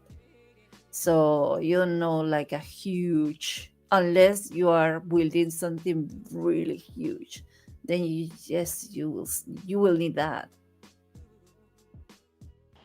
Okay, interesting. Because I've definitely pushed it to like, I think pushed it, like they're animated objects. Yes. So, and also I have to tell you that animation also costs. It's a render cost that has more impact. Lights also has an increased render cost. So the more complexity has your scene, materials, objects, lights, animations, whatever, the more will render cost. And the more render cost, more lag. Yeah, okay, that's interesting. And one thing I noticed on the scene where we're at right now today, like there's a certain few times, I don't know if anybody else notices it, but it like drops frames. It slows way down, and I feel like it's the animation. Like almost like when the camera is between, I used to think it was when the camera's over the dance floor, but now I feel like it might be these like lasers coming from the ceiling. So like move your camera around and you can kind of notice it. If your camera is by those, it slows it down. So I wonder if that's also part of it. I have not noticed like lag in my other build from the animation, but it's pretty simple animation, but I think it's just a lot of it. Yeah, also there are tricks for animation. You know, when you are importing or exporting animations and so on, there are ways that you can create them more efficient than will also allow you to have the same effect, but it's going to be less heavy.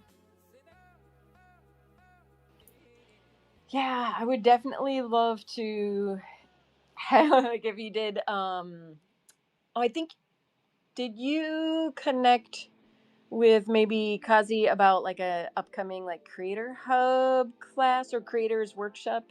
I think did I see you say you might do one in Spanish? Yeah, I don't see her. Is she here? Where is she? Well, I remember I had suggested Yeah. Argent, but I don't know if Argent replied. I didn't see it in the CBD general chat. Gotcha. Yeah. Oh shit. Oh shit. Probably because in the chat I get lost. If it's in the general, you know, sometimes I get lost and I don't think that is calling my name. I only think that is calling for example, the Central Community Building today, you know. So I don't check. Sorry. But yeah, that is a good idea because and if you want in English also. Yeah, it would be really cool just to like learn a few of these tips just because building in worlds is so like you're just not limited by the same things. I think I've figured out pretty much how like the constraints of building on a 15-piece parcel, but worlds is so much bigger. So these issues I'm running into, I'm like, okay, is this just how building in worlds goes? You got a giant piece of land, so you're just going to run into lag? Or is it because I'm trying to like do, crazy stupid amounts of objects, and I should probably optimize them in Blender Yeah. before I ever bring them out? So Well, for example, another trick that will minimize lag is all your static things, just join them in Blender. All your statics. For example, if you have statics and the colliders of those statics. So imagine that you have 10 cubes that are just static. They don't move nor anything, they are just there, you know? Instead of having them like that, and with their colliders, just join them. Just join the cubes and join later the colliders of those cubes, and that's all. And instead of having 10 objects, then you have one object, and it's going to have the better impact. So you don't have to suffer from dropping the frame rate that okay, much. that's good to know. I don't, well, I think I've joined, so the assets that I'm bringing in are poppies, like flowers, and I'm like trying to replicate the poem in Flanders Fields for next week.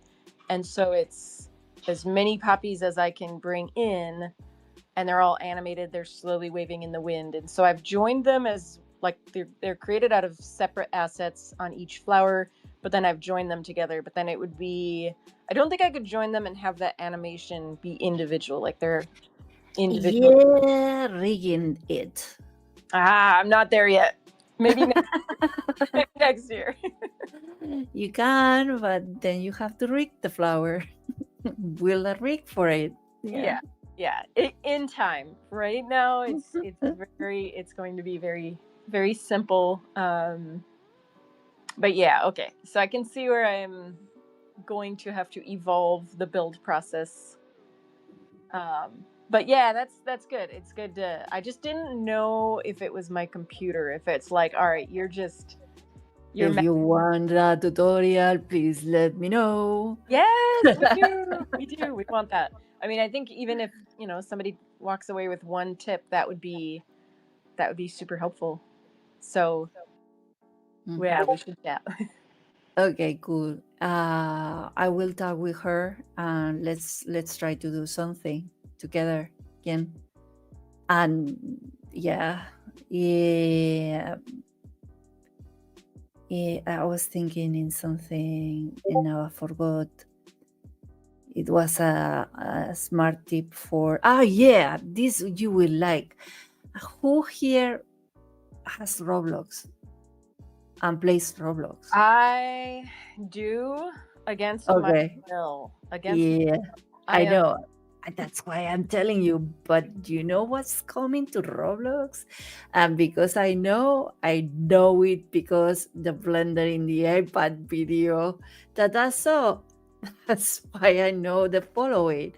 Roblox is the first metaverse that is adding this. Unreal is coming next for Fortnite and all this shit. So probably we will see this also in Fortnite soon. I don't know if we will see it in Decentraland, but do you know that these are 1 million cubes that you wanna do? Okay, it seems that they created like 10k cubes or something like that in a scene in direct, and they were all these cubes like they were smashing things for the cubes to fall, so they are having dynamics, and dynamics are physics, and physics are render cost. So and it's working smoothly, it seems. This is not yet in regular Roblox so far that I know, but it's coming to Roblox. If didn't come yet already, is coming next. It's coming soon. As long as I don't have to steal a Los Mobilitos or La Chalala La La La or low 6-7, like we're like how fast how fast can we how soon can it come?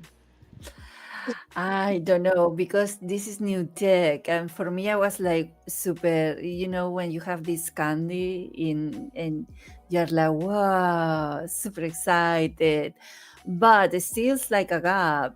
This is all. This was all explained in the SIGGRAPH conference that it was happening like at the end of September 25, 26, something like that. In is like wow, so I don't have a Roblox account. I have Roblox Studio, but I don't pay for being a member of Roblox. But if someone is like you, Canessa, that you can get access and all this shit, try to do that in Roblox. I suggest you try it. I will. So I say against my will just because like my phone is somebody's alt account where they store their valuable brain. Wow. So that's what I say is like my son will be playing. He'll be like, "Mom, log in quick, come, hurry, somebody's in my base." And so I have to like stop whatever important stuff I'm doing, go in, steal a really important brain rot so nobody else can steal it from him, and then So, but the cool thing is because I'm Decentraland, ride or die, but like my son loves building other or like playing other things, and so he's like, "Mom, how do I build in Roblox?" And I'm like I have a little twitch.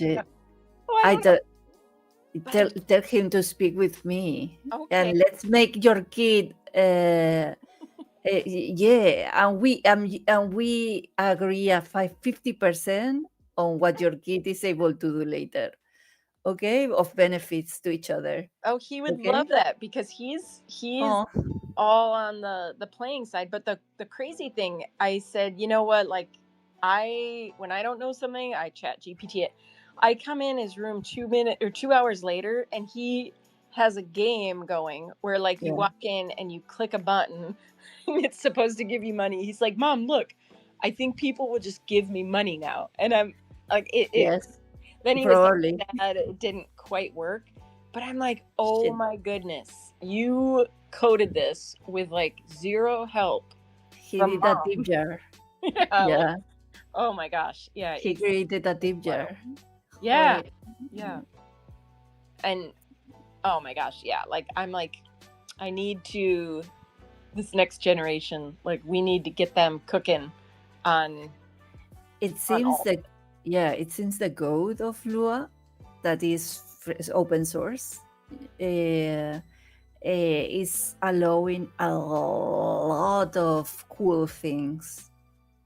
A lot of, Unreal is looking at what Roblox is doing. Second Life is integrating Lua inside their coding language.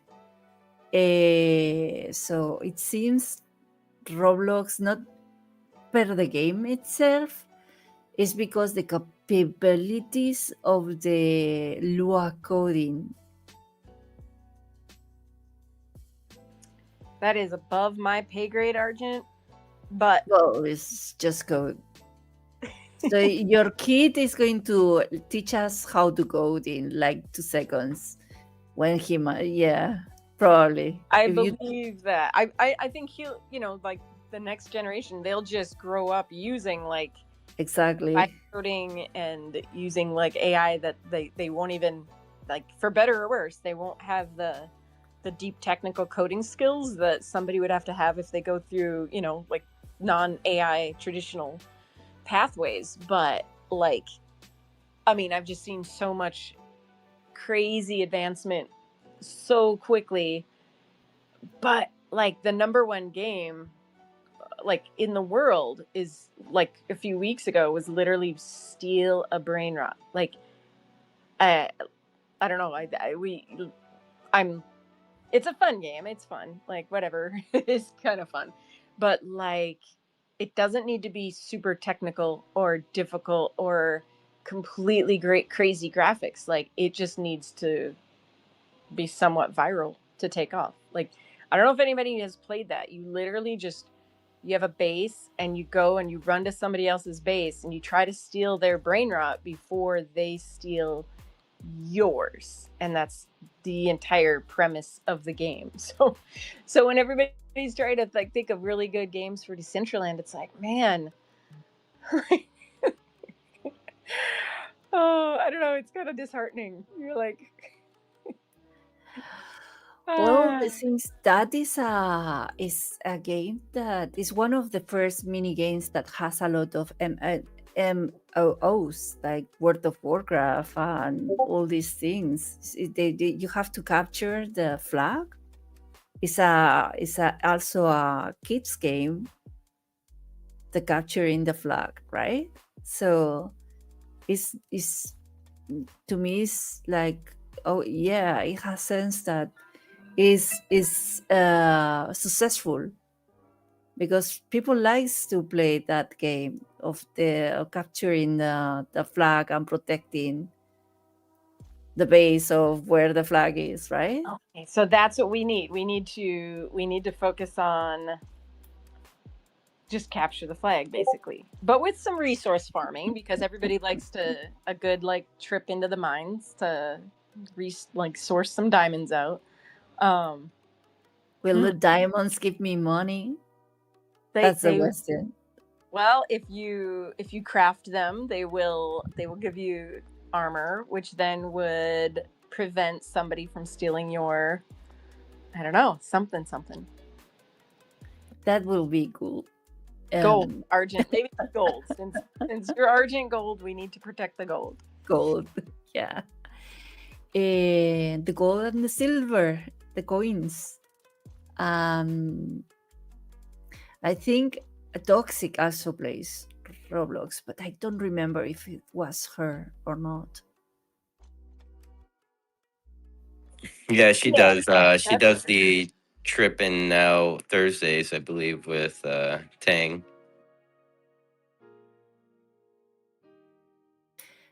She probably also can test that of going there with like 10K boxes and trying to smash them. and explain that successfully to to the Decentraland Foundation to see if they can use that technology. So are you saying the game is just smashing boxes? Like just 10? Oh yeah, yeah, yeah. And I understand that it's very fun because I did an art installation like nearly 10 years ago in Second Life, where it was only it was very beautiful, the environment, whatever you say, but the thing it was that you were having like floating boxes there that you can sit on them and smash between, and you were like floating in those boxes, and when you were hitting your box with another box with other people sitting in there, the people were the boxes, the cubes were flying around, and the people was sitting there enjoying and having a lot of fun. And the average of the people being there is they were repeating, and not only repeating, but they were spending like a lot of time just visiting the art installation. That it was huge. It was like a wall size in the Centraland, the same big space, and it was super successful. Just the chill music, floating boxes. That was it. And lights, beautiful environment with a little bit of water. And yeah. So I understand that if you just put like 1,000 or whatever, 100 if you want boxes there, and you have the more simpler game that is just smash them down, is going to be successful. That reminds me of the house that Rustan made, I think about a year ago, and it was just destroy the house, and it was like a nice. Well, it kind of was like, I think, a shack maybe, but like it had all this stuff inside it that looked nice, and then you just go in, and it all had it had physics controlling it, so you'd run into it and you just like smash it. There's something really cool and also horrific that humans love to destroy shit. We like physics, I guess, dynamics, is the act of interact, and yeah, maybe making it explode, because when I find out that when I was having that kind of, for example, I also did a printing that you were able to do that also, and it was very very popular because of that, because you could have it in there, beautiful place, blah blah blah, whatever, and then maybe just run or just hit it, and it comes down, suddenly. So it's something that can be even funny, because good thing is that in a virtual world it's not going to be one hurt or death. There's so much we could build, like and I think a lot of it is what you're talking about, like the physics. Because I tried building something that I think would be really cool, but it needed colliders to push avatars around, and like I I think, I could be wrong, but I believe the collider needs to be moving slow enough to push the avatar around, which then it kind of defeats the purpose. You're like, oh no, that giant box is slowly moving towards me. I better run out of the way, and you just remind me this short that is a fun short comedy that is of The Spoon, that is a guy with a spoon trying to kill someone. It's very old. Yeah. Did you know it was very very old, and it's just persistence, of trying to kill someone with a spoon. Yeah. Yeah, that sounds about like the excitement level of my game. Like maybe everybody could just be at a like if you could slow the avatar's speed down, then it would work. But yeah, I don't know how else. Like, how do games like where objects are coming at you and the collider pushes you out of the Yeah. way? Like, I mean, In other my yeah, in my with Mona in one of the spaces I did with them, I have I have beautiful bubbles that also did that do that or push you or just when they hit you they um, teleport you to the entrance again, you know, to prevent to prevent you to achieve a point in the scene. So and it's fun, you know. I think you saw it, Ganesa. That has like these paths, and there's these transparent balls that are very huge, and that if they impact you, you fall or you go back to the entrance point. is that in And each time, no, it's okay. in Mona. No, It's okay. in Mona. Okay. And each time the longer you are in the space, the faster they go.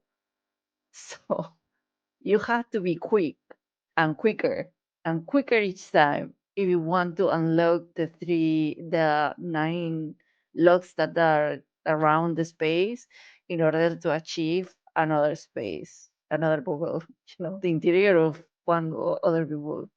So and that just per se is fun, it's very simple because it's the collider attached to the ball, you know, or the collider, but as a trigger for the teleporter, you know. So that would be another way. Yeah, that would be another way to get around it. I'll have to think about that more. There's so much to build. There's like, oh, literally too much to build. Too much to do, too much to do. Well, today I'm quite procrastinating with you all because in theory I have to do in Maya that I don't like Maya that much. A rig for a face. And yeah, so I get you. Too much to do.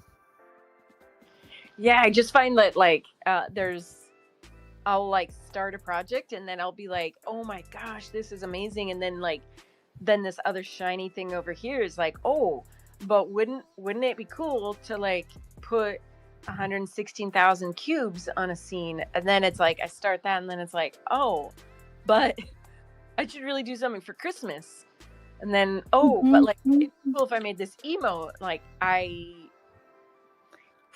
yeah, I mean, I probably have some focus like focusing issues and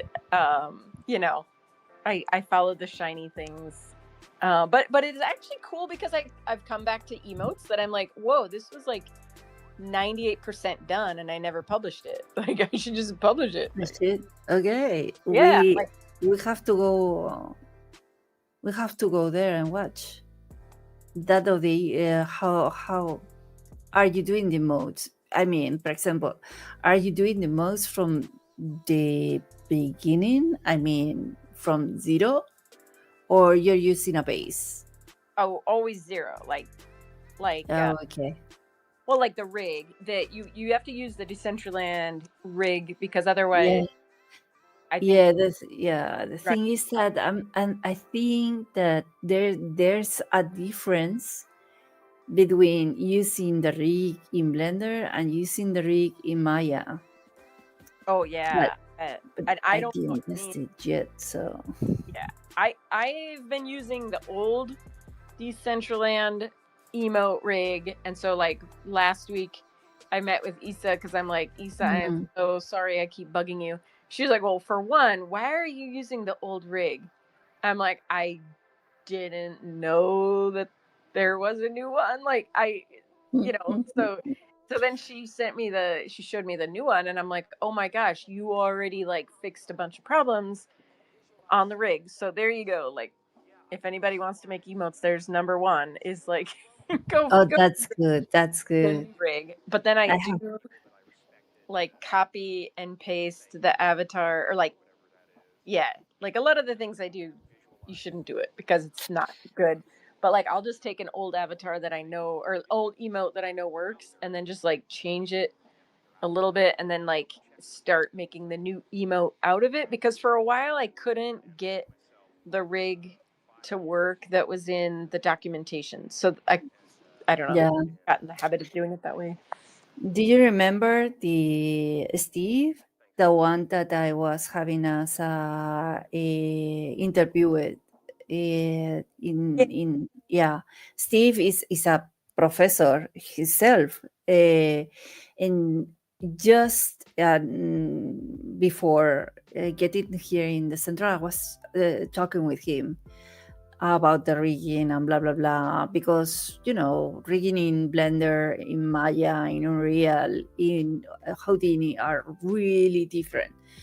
And he was telling me something that is very wise, is the thing is that if you're, for example, a modeler, more or less you can use whatever software, you know but for VFX and for rigging, it's more complicated because each software has their own way to do it. You know, so it's adding complexity when you are exporting or working uh, for the rig process in between applications. For example, rig it in Maya, and then, for example, do the animation in Blender. It maybe get complicated and tricky for the person that is having that has to adapt the rig to later. I don't know if it has a lot of sense for the major part of the people here, but it's something that is facing creators that works begin with, well, creators that are doing fashion items, like clothes and accessories for the avatars in Decentraland, for example, and the animations as well. The Interesting. Well, I love, like, I think we need more around that, like more, I don't know, there's so much to learn as far as animations Yeah. going. For Like, example, in Decentraland, they call the emotes to animations, the avatar animations, but it's only in that you will hear that in the Decentraland environment. You will not hear that outside the Decentraland. It has sense. yeah, interesting. So So, for example, the thing is that with this, just an example, and I was asking you this because, for example, you can use, for example, a basic, instead of doing from the scratch a basic animations like walking cycles, you can reuse a walking cycle that is from whatever place you want, and then use it and customize it for doing your walking cycle, for maybe a part of a choreography that you're doing, for the animation for the Centraland. And that is when it's tricky as fuck, because the retargeting, it can be tricky. I hope it has fixed that, and because it's not easy. And if she achieved that, well, well, kudos to her, because it's really not easy.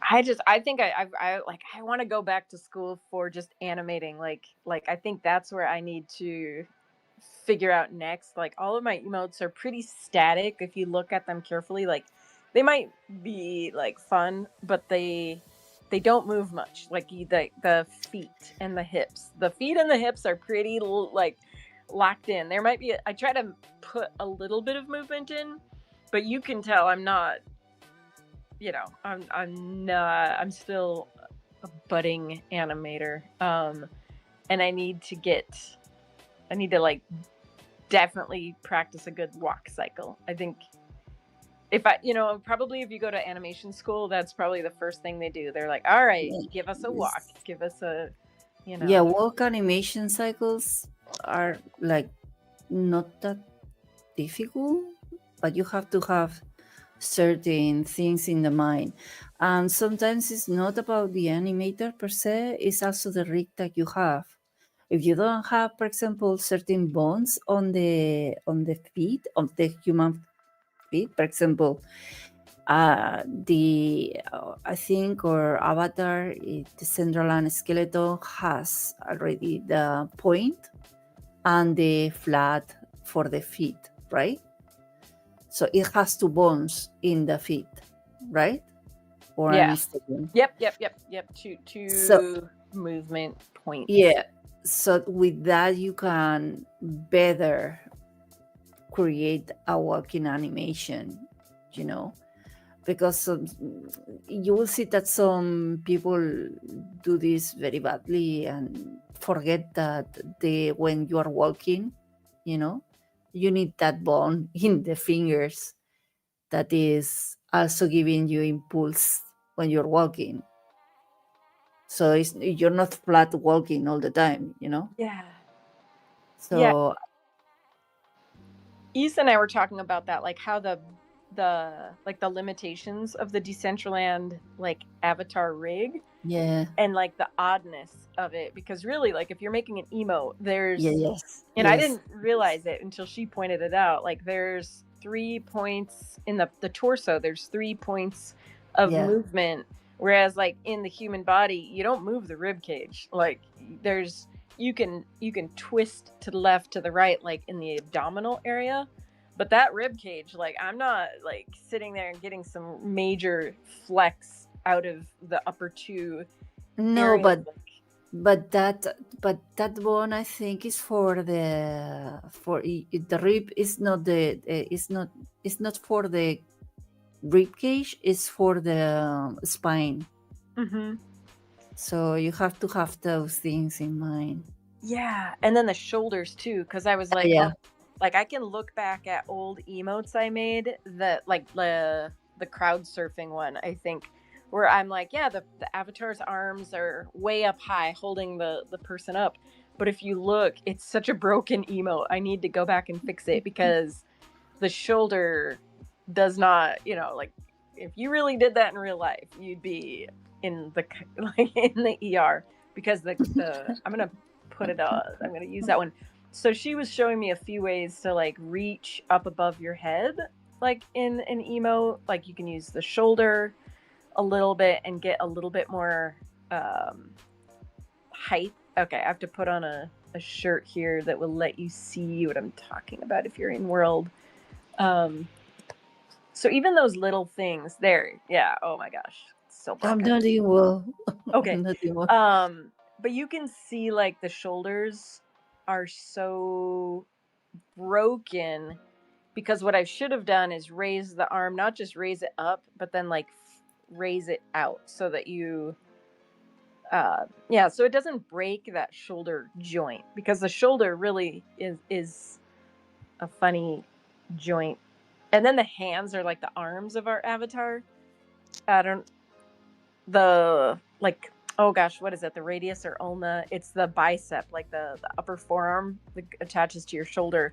It's too short, like I don't know, and you don't realize it until you try to put our avatar's arms over your head, and then you're like, wait a second, Like, I'm a stubby little avatar here. Or I think when I made the sitting emote for Sinful, the guy version, and it's a little bit too short. Like there's just, you can tell the proportions are a little bit too wrong. Like there's just something about them that doesn't fit.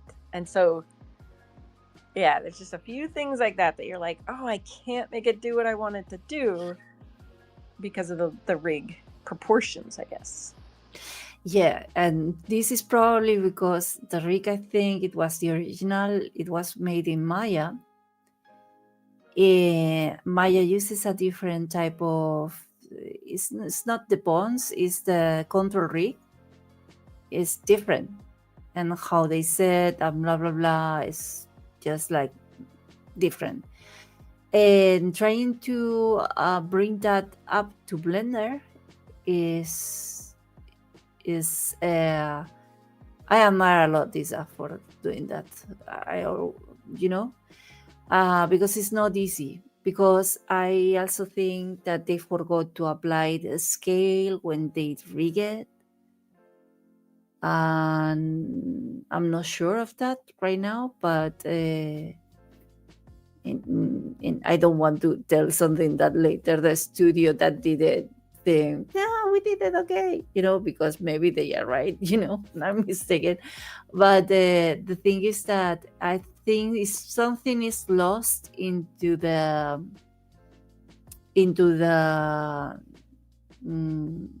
but this is not because nor any one of us, it's something between the different softwares that they have this rigging process different. For example, in Blender you can use nose too for rigging, but it's not the most usual, for example, or the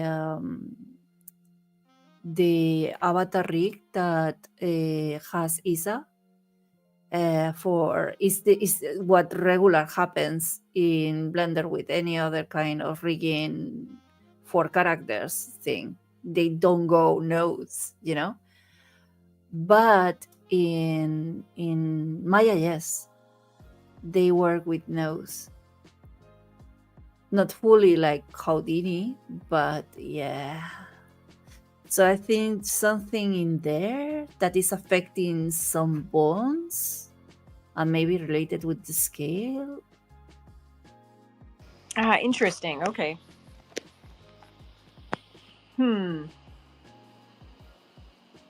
Yeah, but apart also can be that the proportions of the avatar are not human standard, Yeah. Well, and if they change the Decentraland avatar rig, like that would break the wearables. Like that would break all the everything. So you can't really go back. I don't think you can at this point, or like I don't know. I'm just imagining. But here's the thing: anything that is going to be disruptive and new is for a good thing, but it's going to disrupt the old versions of that. So, and this is something that, for example, if it's already costing for this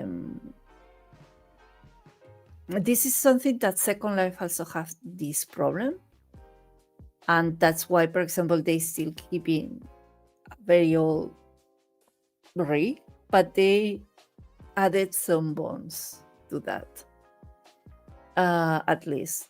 But the problem is compatibility with all versions, and I am imagining that Second Life that works with, you have your inventory, but it's not your inventory. Is only work is going to only work inside. It's like purchasing Fortnite pack. The how do you the bag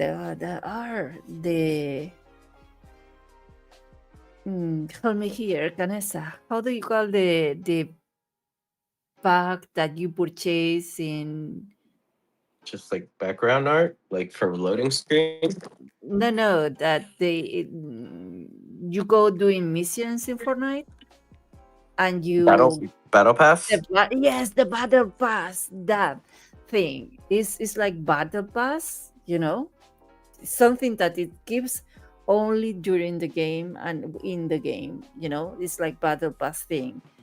And a lot of people were complaining back in their day because they were worried that a lot of their old things were not going to work anymore, and it's true, they stopped working. But they have to change that, in order to allow other thing to come that is better. And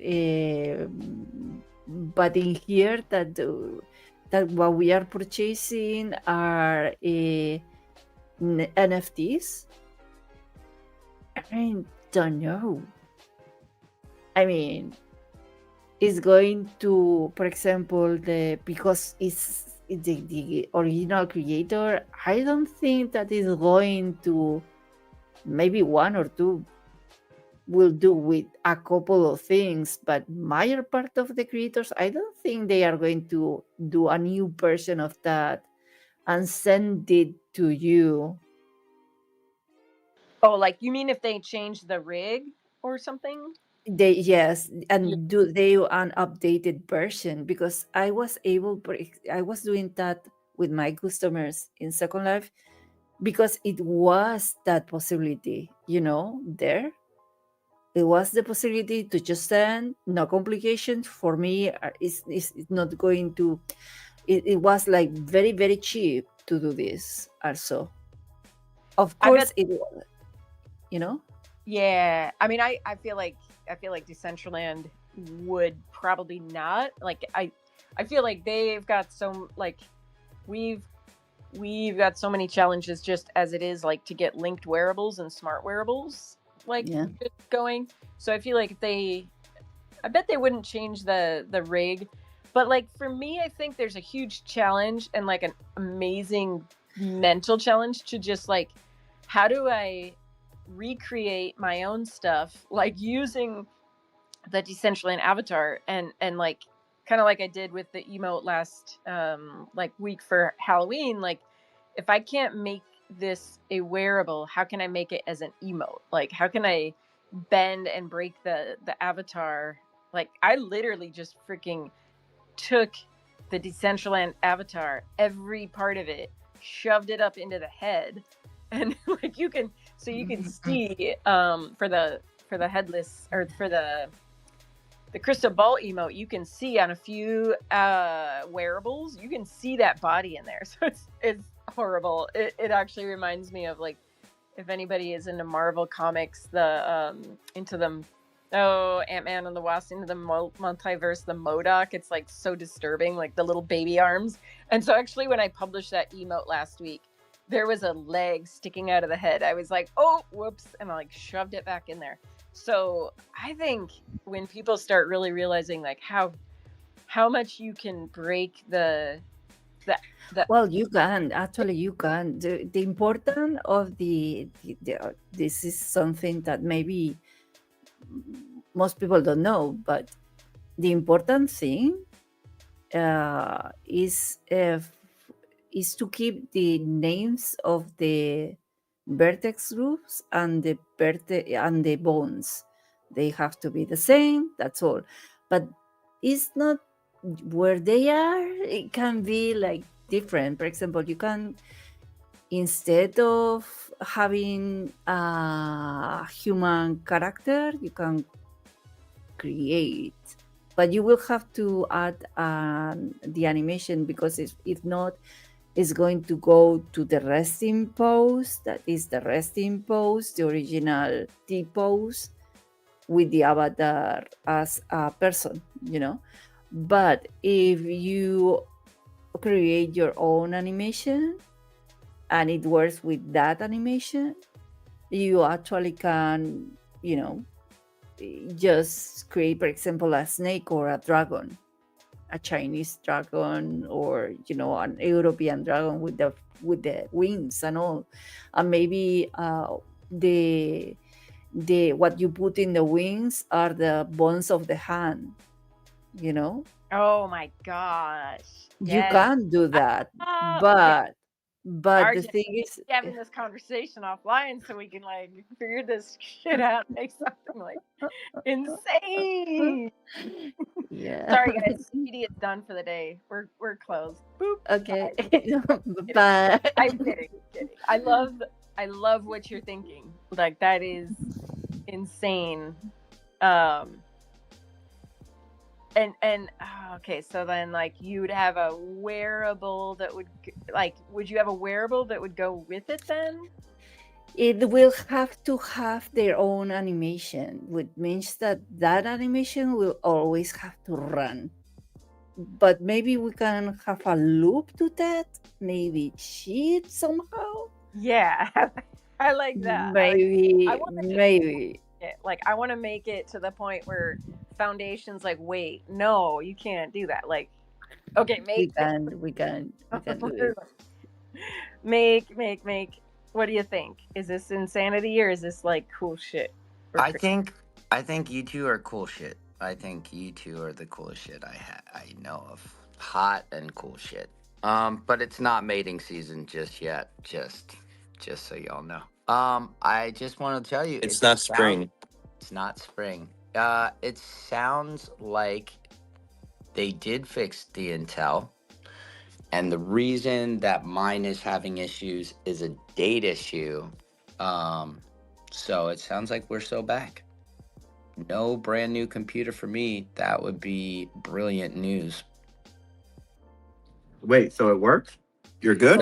It doesn't work quite yet. Doesn't work quite yet because it's trying to tell me right now that it's not letting me get off of Mountain Time to go to Eastern Standards first. So I got to figure that out. But it sounds like it's a date issue now for me and not an Intel issue. So that's fucking great. What? What's a date? So my computer is currently still set into where I used to live and not where I currently live. Shit. Only that? Well, now that's only that, It wasn't only that before, but it's currently Okay. only that. Oh, cool. Allow services to determine your application. Fine. I will let these bastards into my existence. If you make it work, please do a post or something like that, because I nowadays don't use Mac, but I have been a Mac user for a very long time. And one of the things that was always like me, it was that it was not enough sometimes information about these things. Yeah, it sounds. I can actually see the front of the screen, so that's huge. You guys can hear Decentraland, and if so, I'm gonna go to the CBD and be a body right now. I'm gonna body up.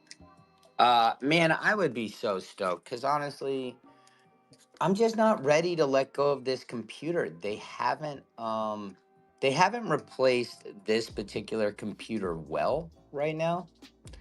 The cheese grater was freaking great, and then the iMac Pro was. This has been such a brilliant machine that I'll be so happy. I think we are so back, and we can say that. Although no, right now it's still not letting me do this. Okay, hold on.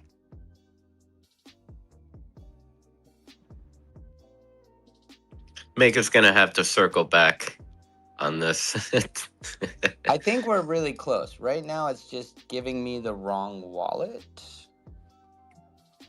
Does anybody know why the ETH network was depreciated in the MetaMask currently?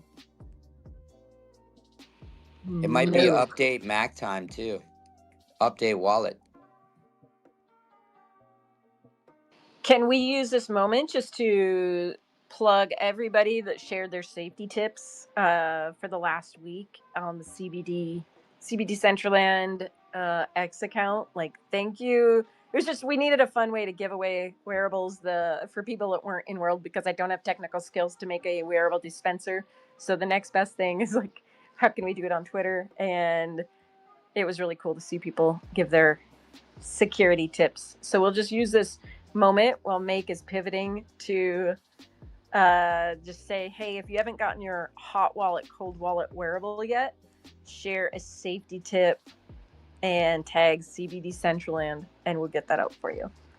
No, it's share a safety tip under the post. I know, under the post. Yes, yes. I was just gonna be lazy and then let you figure out the details. No, please put the link, please. Yep. I just pinned the post up at the top.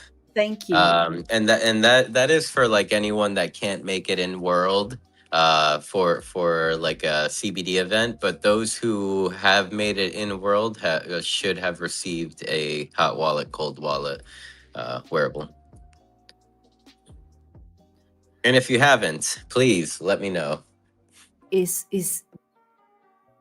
something that you can eat, that you're,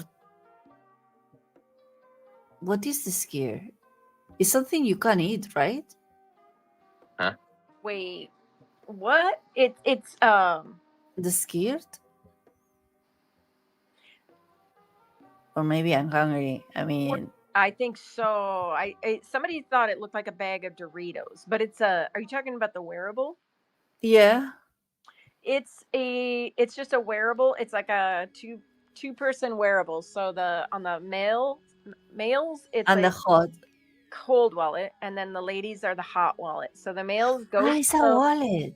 They're safe. They store everything offline. The ladies are just where the hot wallets. Mint 5.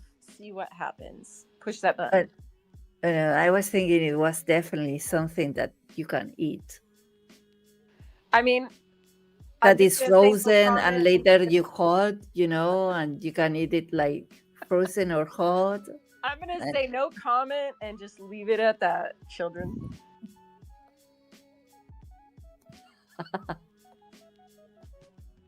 And there's children listening. We don't want to. Yeah. I was eating food, like sausage, salchicha. I don't know how to say, but Oh, yeah. We know. Okay, so I'm jumping in, Argent. Nope. Okay. We are so back, girl. We are in Intel Max work once again in Decentraland. No new computer for me, and I'm fucking stoked. Fucking what? Fucking stoked. I'm stoked. I don't have to go out and buy a new computer because this works. Oh, congratulations. But what means... Make is speaking hippie. It means he's happy. Okay. I'm like a boomer who's not, and then, yeah. Well, that makes me happy too. Even though I was one of probably the main advocates over here, like, hey, I see my nice PC over here. I know you want to have a nice PC too, Make. It's got RGB lights and it'll blind you in the dark. I love the way this is going, but I'm happy not to spend any more money as we've given most of our money away to move across the country. I'm watching like 20 people are at the open house for my old house right now. I'm like, come on, somebody buy. Wait, you're watching? So like, are you like looking through the cameras and shit? Well, I have, since we were moving across the country, I installed like 5 cameras on all like the major doors. I hid one up in a tree too, so you can see the garage but not see cars. And they just are chiming off. But 20 people are looking at my house right now to see if I'm hoping somebody comes by and says, yeah, we want that blanking house. Please sell. I'm telling you, the people leaving New York, I think your house is gonna be like copped real soon. It's gonna. It's gonna be a very sought after item. Gonna I be love like a rare this. Pokemon. I love that. What are the current coordinates? Because I want my hot wallet. What are the Where we're at? We're longest? at La Cantina. Negative 149, comma 93. We are so back. Oh, this is such brilliant news. That's fucking great. I really am happy we found a way to let the Intel survive. Yeah, I think a lot of our friends are, when it comes technically not ready to make that change yet. And in all honesty, like, this is my personal opinion, I think it would be unfair for a platform to just like wake up. It's like, by the way, 30% of our users, you're gonna have to get a new PC or something like that. you know So, I mean, as long as they could like keep some sort of like solution, small patch that doesn't exactly work perfect, but like may allow some time to go by for, said user to get a new computer, or like the computer they're on to like just die from being obsolete. I think it's just important that, like, so the first generation, I had a first generation Intel, and those have been fully deprecated by Mac. Like, you can't get Chrome on it, you can't get Safari, it is dead. But I think leaving a lifeline, as long as, like, Apple, Google, etc., are still leaving like trails for it, I think having versions like Blender, like OBS is just really helpful for the short term, But once the computer's been fully deprecated by the actual manufacturer, then I think that's fair. But if not, we got to say, we're all scrapping out here trying to build the future the best way we can. And it's important to use what we can, till the end.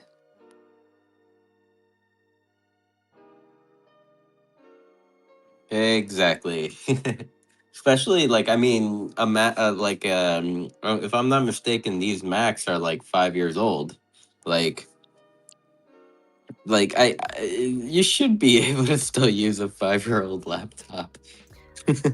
Especially for those that like, like at the time that was like the best of the best that you can get. Like, a lot of people like really like invested a lot into like getting the best version of that Mac. But it's I was one of happening. those people.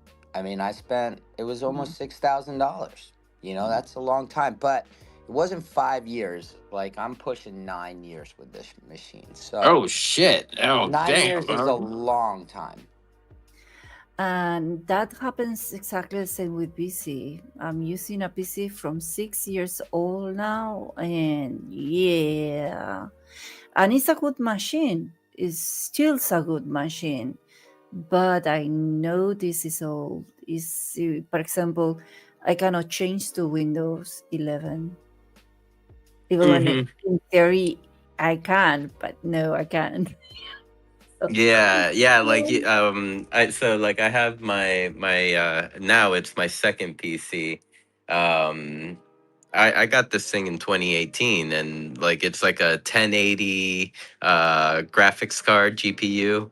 And at the time, that was like the best of the best. Like, you couldn't go, like, this was like not the best of the best and most expensive, but the most practical, the best Yeah, hardware. and for And designers. yes, exactly. And so then, like, now it's like jump to 2025. It's like it struggles with Decentraland. Like, I can still get on, and like maybe it'll be a little slow to like get the stream, or yeah, whatever. But like I can still use it. And I'm happy for that. That would be a 7-year-old PC. But what the heck? They cost like a lot for the time that they live, the time that they, and this happens also with phones. You know, they Well, they how to tell, they obsolescence programmed obsolescence. Yeah, they the programs become obsolete, like kind of like outdated. Is that what Oh you're no, referring to? I mean that thing that it happens with technology, but not only technology. That was a idiot. It was a bunch of the top uh, businessmen in industry during the past cycle at the beginning during the 50s. I think it happened this Oh, the obsolescence programmed obsolescence or something like that. In what they did is to in order to make the people to purchase more often, they had to program the life the life expiration data of the thing that they are selling. For example, nylon medias. I don't know how to say that. Panties, I guess. Nylon panties. hmm. The nylon technology is super durable, like super strong, durable. Exists like up the patent. The first, and it's very cheap also. And the first experiments done and blah blah blah supports that, and the technology is there, and we know it's like wow, it has like impressive. But they were thinking, well, if we create panties that are that strong, that nearly never breaks, people are not going to purchase panties. Just one or two or three, and that's all. They are not going to continuously purchasing panties along the time. So we need to download the efficiency of the tool.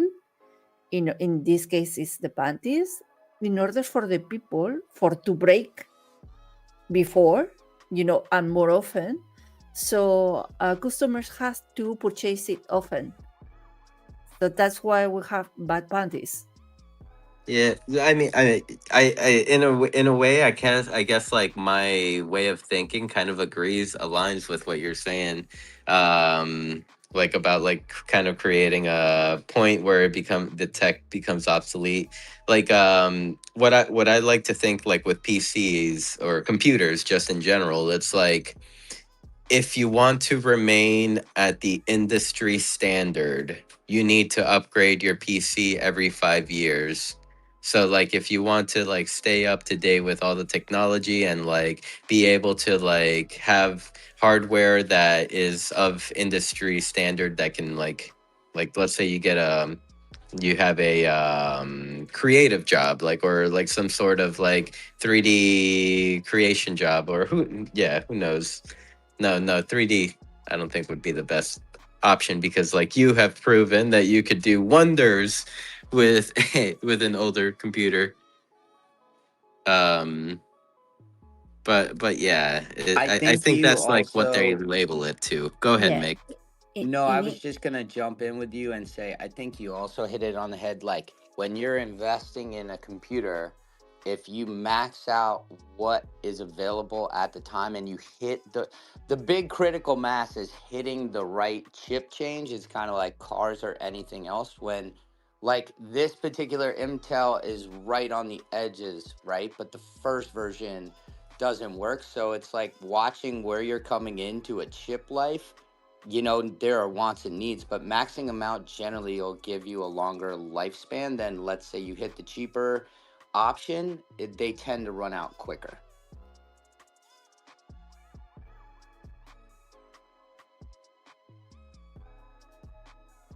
Yes, indeed. And Arjun, I just saw your tip in the post. So DM the CVD account your wallet address, and I'll send you a wearable. okay, thank you. Um, in English, what I was trying to refer is planet obsolescence. So if you check for that, planet obsolescence, not planet of planet Earth, but of planning, you will have that information. That is not a conspiracy of nothing. It's just something that we know exists. And for example, Japan is after a lot of, is one of the first countries that are this year, I think, is prohibiting planet obsolescence technology to avoid that to happen for customers and also for environment. Customers' right, I mean. I'm gonna have to look it up. Sorry, I've been checking here to see who has some hot wallet, cold wallets. I just realized I missed sending Scat Lion her hot wallet, cold wallet. So I'm doing that right now.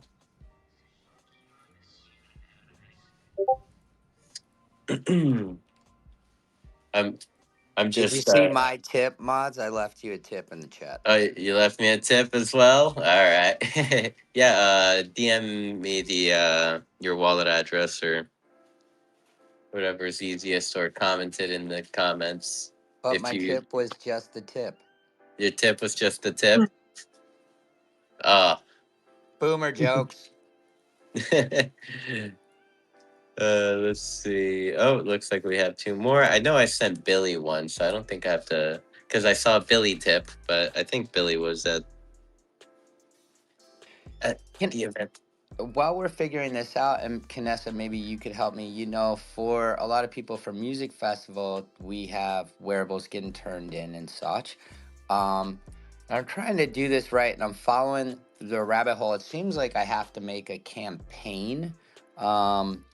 When you make a campaign, it says like how much do you want to allocate, et cetera, et cetera. Do you have any tips for running those campaigns, or what we generally need to do? Dr. Drip is definitely letting me know, like, yeah, MFR, you got to do that.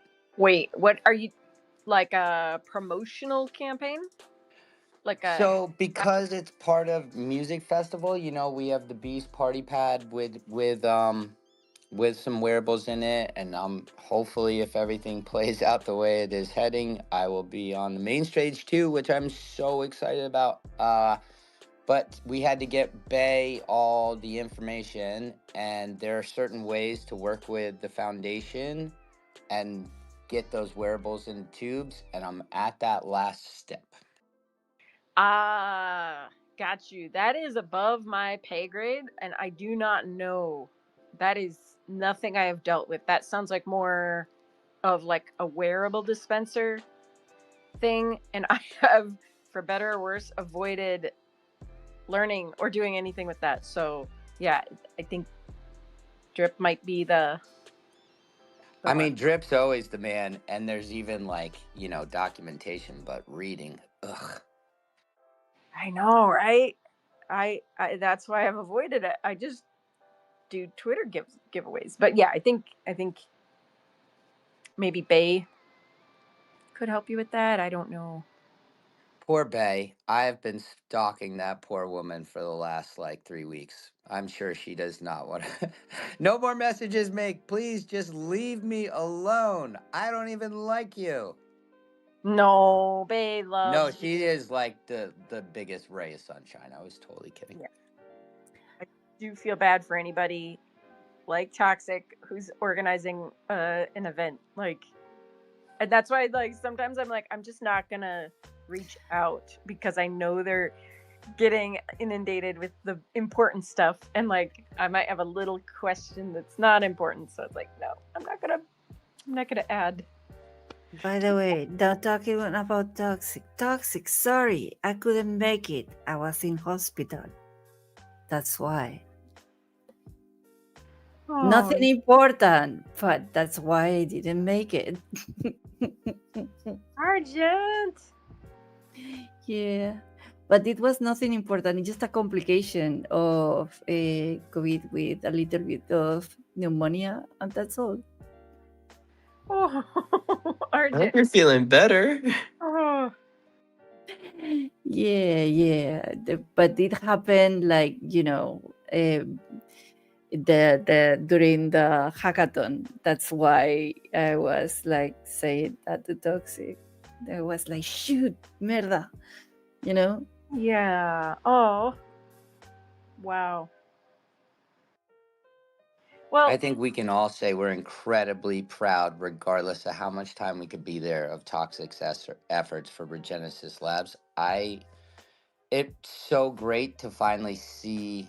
I think for a lot of us who don't see what Regenesis Labs do all the time, like it really shined a spotlight on what is possible with them for the first time. And she really incorporated what everybody are. There's a great wrap-up party with Crypto Minotaur, my personal favorite, tomorrow on Sunday. But again, Toxic, just huge congratulations. I think you did such a brilliant job emancipating the project and turning a different light on Regenesis Labs that some people look at as the evil empire. I hate to say it, but when money gets involved and things get intense and we're talking about real things and real budgets, people feel a lot of different ways. So I think it really shined what was possible for the community with them, and just huge congratulations. I want to know how it went for you, the hackathon, also Toxic. Hi friends, here at Hackathon, and so I came up to speak. No, jokes aside, oh my god, Argent, I really hope that you're feeling better. Like, sheesh. Really, I really hope you're feeling better, and Oh yeah. I am just having the occasional like, but that's all. okay. Very typical of these days with Halloween and so it's perfect. I'm on theme, Oh my god. Sheesh. Yeah, Meg, thank you so much. I enjoyed the hackathon much. And I'm a little bit sad that it's coming to an end tomorrow. Like, we have the last 3 events now starting today with ABCDCL. They were going to try to visit all the worlds. We will see how this will turn out. We have 29 submissions, so I think we have like 4 minutes per world. So yeah, this is going to be interesting, so don't miss ABCDCL tonight. Tomorrow we have the big winner reveal party. The judges have judged. I already know who is going to win, but I'm not going to spoil anything. I'm just saying I'm super happy how everything turned out. The party You is can at tell 10 me. p.m. You can tell me at my ear. No. I will I not take tell anyone. I would take this to my grave with me. But Okay. I can really say like the judges did an amazing job. They really took the time to visit all the worlds, and I'm kind of happy how they decided. I was not a judge, so nobody asked for my opinion, but but I'm really happy how it turned out. Tomorrow at 10 p.m. UTC, we will finally announce the winners. We have a prize pool of over 7.5k dollar in mana, and yeah, then we will have one more event next week on Wednesday, where we will visit all the winning worlds with Master Reigns on the Foundation X account. And yeah, then the hackathon is over, and I'm really like, oh my god, it was crazy, because Argent was just asking how it was for me to make this hackathon, and it was a dream coming true for me. I think everyone here knows how deeply involved I am in Decentraland and how much I love the community. And I'm here since a little bit more than 4 years, I think. In this year, oh my god, I became old in the metaverse. And yeah, the work with Regenesis Labs was amazing. Like, that I was able to organize this event really from the start to end, and I got so much trust in the whole process that they really trusted my the direction I wanted to go, because I said I'm coming from the community and I want to make a hackathon that is from a community member for the community. So of course, some things were different than they were before in other hackathons or in other events. And for me, it was totally like it was such a crazy experience, really. And I really hope that everyone had fun. I had much fun. I saw so many new builders coming their way, and yeah, I'm really, my heart is full of joy. And it just came to my mind. I forget an event at BTN on Monday. We will visit with Sinful Meat Sticks if we don't finish all the worlds at ABC today. We're gonna do it on BTN. Also, if you are a builder in Hackathon and maybe you didn't get a prize or anything, but still would like to show your world off, feel free to join us. We're gonna try to visit the worlds, and yeah, a few more events are coming, and after Wednesday, it's over then. Are you going to repeat it soon? Um, I think it's very like in April this year, I was posting in the forum. This was when Regenesis Labs was very, very at the beginning, and I posted in the forum how I would like to see Regenesis Labs acting when it comes to communication, to transparency, and I was very, very open about how I would like to join the team to make sure that it's made in the way that I would like to see it. I'm a little bit crazy, but yeah, I think the hackathon went pretty well. As far as what I'm hearing is everyone is very happy how many submissions we got, how the community was reacting. We will also have a survey in the end, so everyone can share their feedback with us. But so far, it really looks like the hackathon was was a success. I don't want to say it because it already everything can happen from now on. You know how it is. You know how it is in Decentraland. Everything can happen all the time. So I don't want to say that the that the hackathon was a success, but so far it looks like that everyone is very happy with how it went. I think you could look at this for a second. I know everything can go wrong every single day, but there's without a question, Toxic. It was a tremendous success on so many levels. Even for someone who literally between being in two different states at all times this last month, um, seeing it all happen, watching people build, having people push, putting a extremely bright light on Regenesis Labs as more than like this behind the scenes situation, but something that is really positive for us and works for the community, not like against the community, which again, everybody's got their own feelings and their own histories with DCL. So it's so hard for people once we take stances on things. That's the way it is, Mm. right? And I think you did a brilliant job showing how powerful and successful Regenesis Labs could be. And I'll just say it, I really do in my heart feel right now you are the face of Decentraland, Decentraland's heart, body, mind, and soul. And I'm just incredible success, and I'm blushing for you, but I mean it. um what you have done to stand so tall on hard topics, on good topics, and then this, just huge kudos, Toxic. I am grateful to be your friend, and I'm grateful for all you do for Decentraland. Ashish Meek. Thank you so much for these words, because honestly, for me, it's a little bit hard in the last weeks because I'm really, you know, I really love what I do right now for Regenesis Labs, and I really love what I see what Regenesis Labs is doing for the community and doing behind the scenes. This is something that I would like to talk so much more about it, but I'm a very simple person when I have not the feeling, because I think what we need right now is an official voice from Regenesis Labs coming, and I'm not this person right now. Maybe I will never be it, we will see.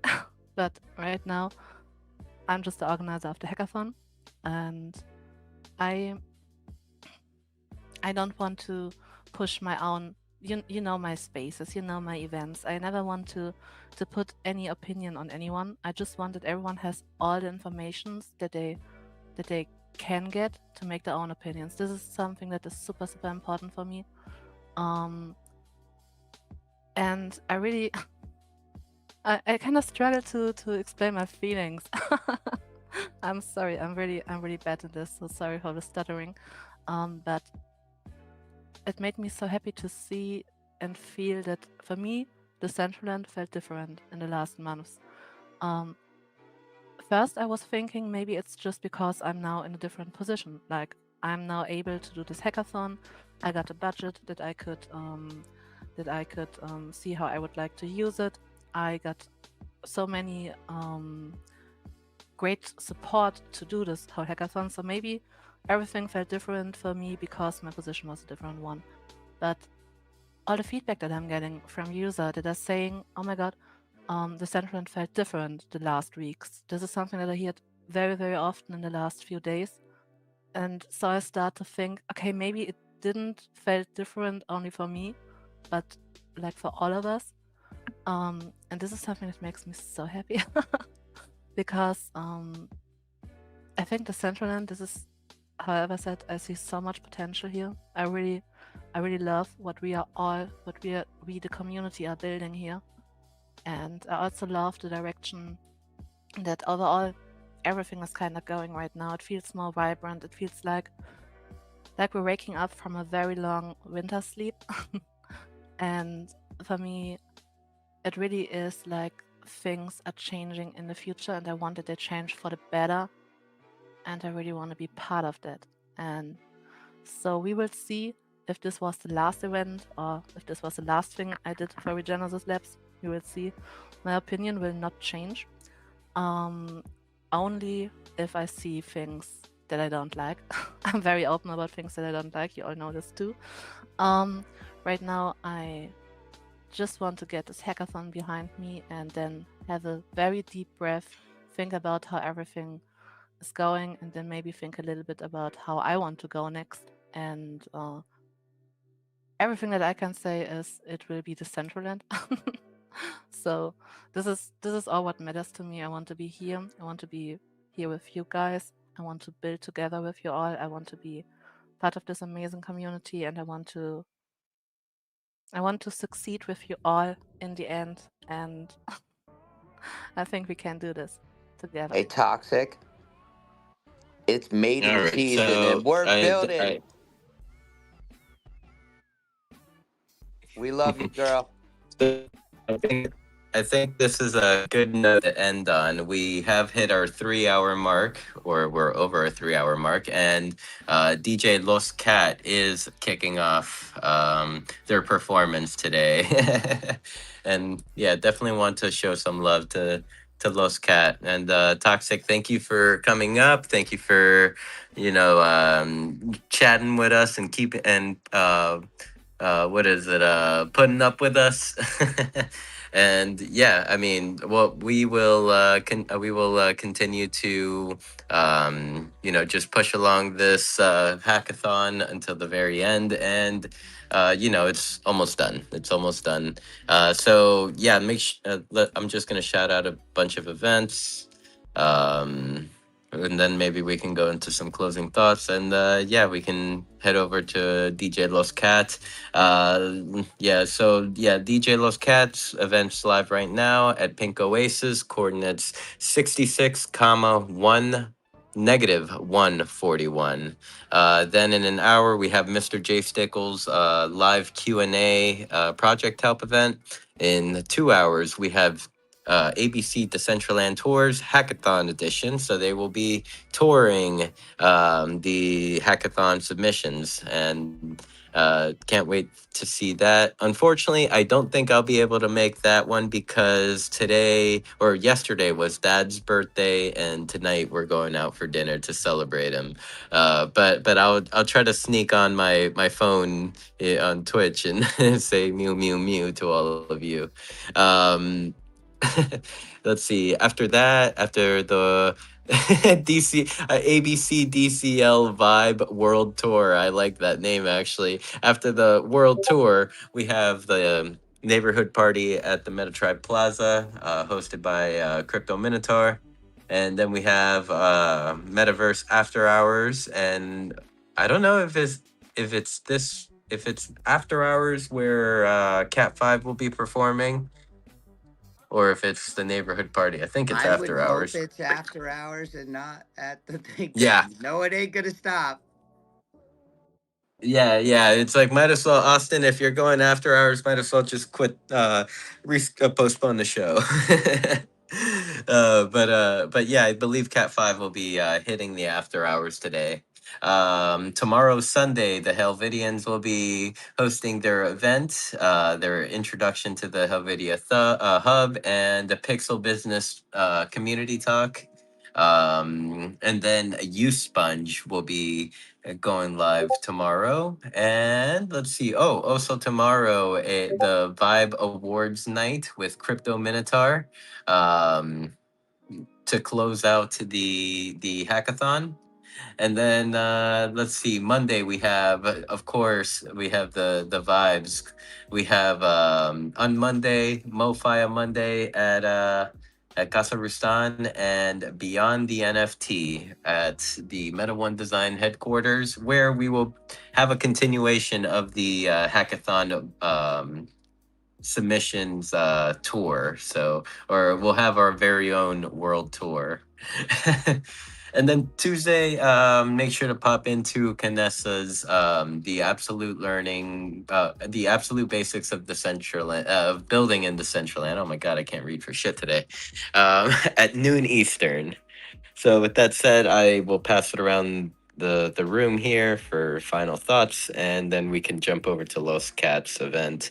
Argent, any final thoughts? Meow meow. Mew mew. Let's see. Toxic, final thoughts? Mew mew. Mew mew. I am amused. Okay, make final thoughts. I love me some Mew, but yeah, go see Lost Cat. She's fucking badass. Like she's just been out there building dope ass shit. So go check it. Go check my neon pulley brother, Crypto Minotaur. When I mean there was nobody else who probably helped me more during this insanity of going back and forth across the country and showing what real friendship is. It was Minotaur. That guy does not get enough loving, as much loving as you can send him. I'm so grateful, and I'm hugely grateful to you, Kanessa and Sin, for all that you've helped us repair and build. So much love. Thank you, Meg. And Canessa, final thoughts, comments, concerns?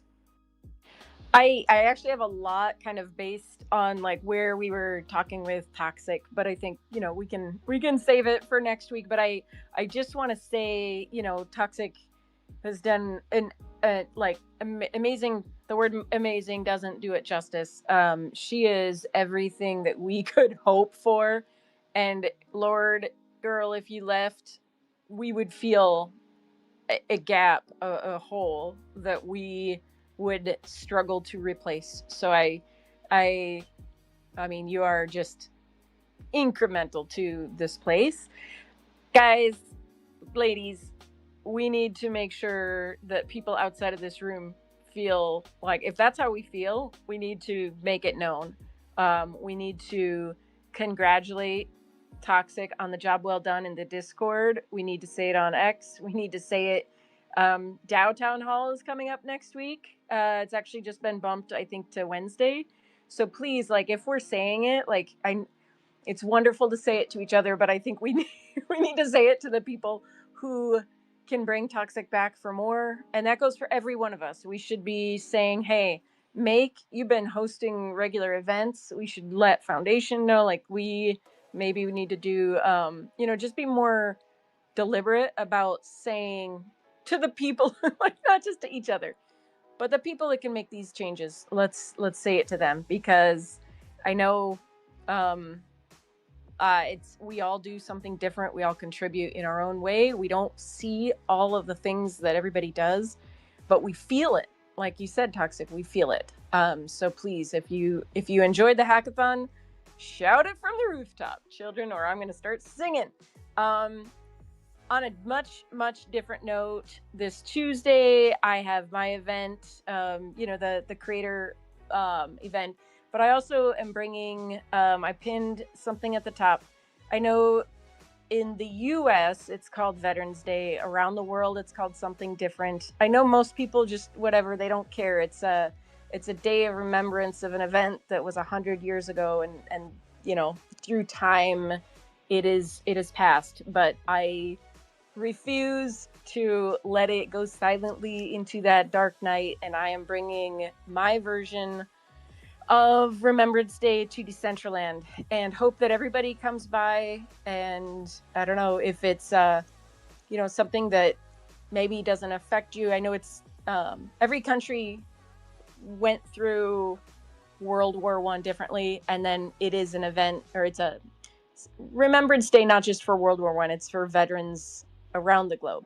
So obviously, if you're from a region that doesn't recognize it, I understand. Like, it might just be more of a holiday or event that is based around countries that were actively, like, extremely involved in that Here event. in Spain, for example, here in Spain, as Franco, we were having the dictatorship of Franco when it happened, and Spanish Civil War happened 3 years before and ended the year that started the war. Mm-hmm. You know, the Second World War. World War. We don't celebrate it. Yeah. We don't have that. I mean, and remember that Spanish dictator Franco was in power until the 75 when he died. So 1975, he was still, kicking Yeah. until he died. He died. So we don't celebrate that. When we did the transition, that kind of like liberation, the D-Day, this here we don't have that party at all. Yeah. Yeah, it's an interesting one. Like, it definitely, as I was creating this, it's interesting because we're so global, and this Veterans Day is specifically like how America honors it, but Armistice Day, Remembrance Day, is how, like, the Allied forces would. So definitely, celebrate as or remember as see fit. It's been an amazing honor just to reinterpret it, to bring remembrance to our veterans. And so that's just going to be all day, and then possibly at a specific time we'll see if I create an event and something to go along with that. But okay, that was way way longer than I anticipated. But yeah, have a good week, you guys. Drink water, go get some food, touch grass. Love y'all. Bye. Thank you for the wonderful final thoughts, to all my friends. Yep, let's head over to Los Cats event at 66, comma 141, negative 141. And yeah, let's enjoy the show some love, and attend some more Decentraland events. Yeah, we have a packed Saturday, packed Sunday, and a Monday for sure. And I mean, even a Tuesday. I believe Toxic Tuesdays will happen on Tuesday, so we have that to look forward to as well. All right, everyone, take care. Before And wait, before you go, Regenesis has a Twitter thing, because what we can do also is just to publish a tweet saying, "Hey, remember Toxic did a really wonderful work. Organizing this thing was not easy, and it's in Twitter." I mean, yeah. great idea. But I don't know if they have, like, the an account. They don't have an account. Shit. We Mierda. can let's oh, go ahead, Toxic. Were you gonna respond? I was just gonna say we can like touch on that next week because it's a little bit lengthy, but if Toxic was gonna respond, go ahead.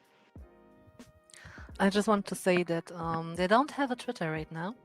And for the hackathon, we are having support from the foundation. Shout out to foundation for helping us out with this.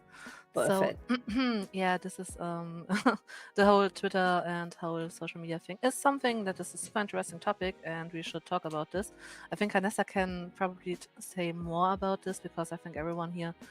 Sorry, I know that you want to wind the space down. I don't want to make it any longer, but if you haven't seen what's going on in the DAO, I would say get a quick grab at the forum. Much interesting stuff happening right now, and I think everyone should be aware of the situation that we are in right now, that the committee is should hand over not only the keys to the social media but also a few other things. And if you are interested in learning more about this, feel free to visit the forum or ask me inward. I will be at Lost Cats right now.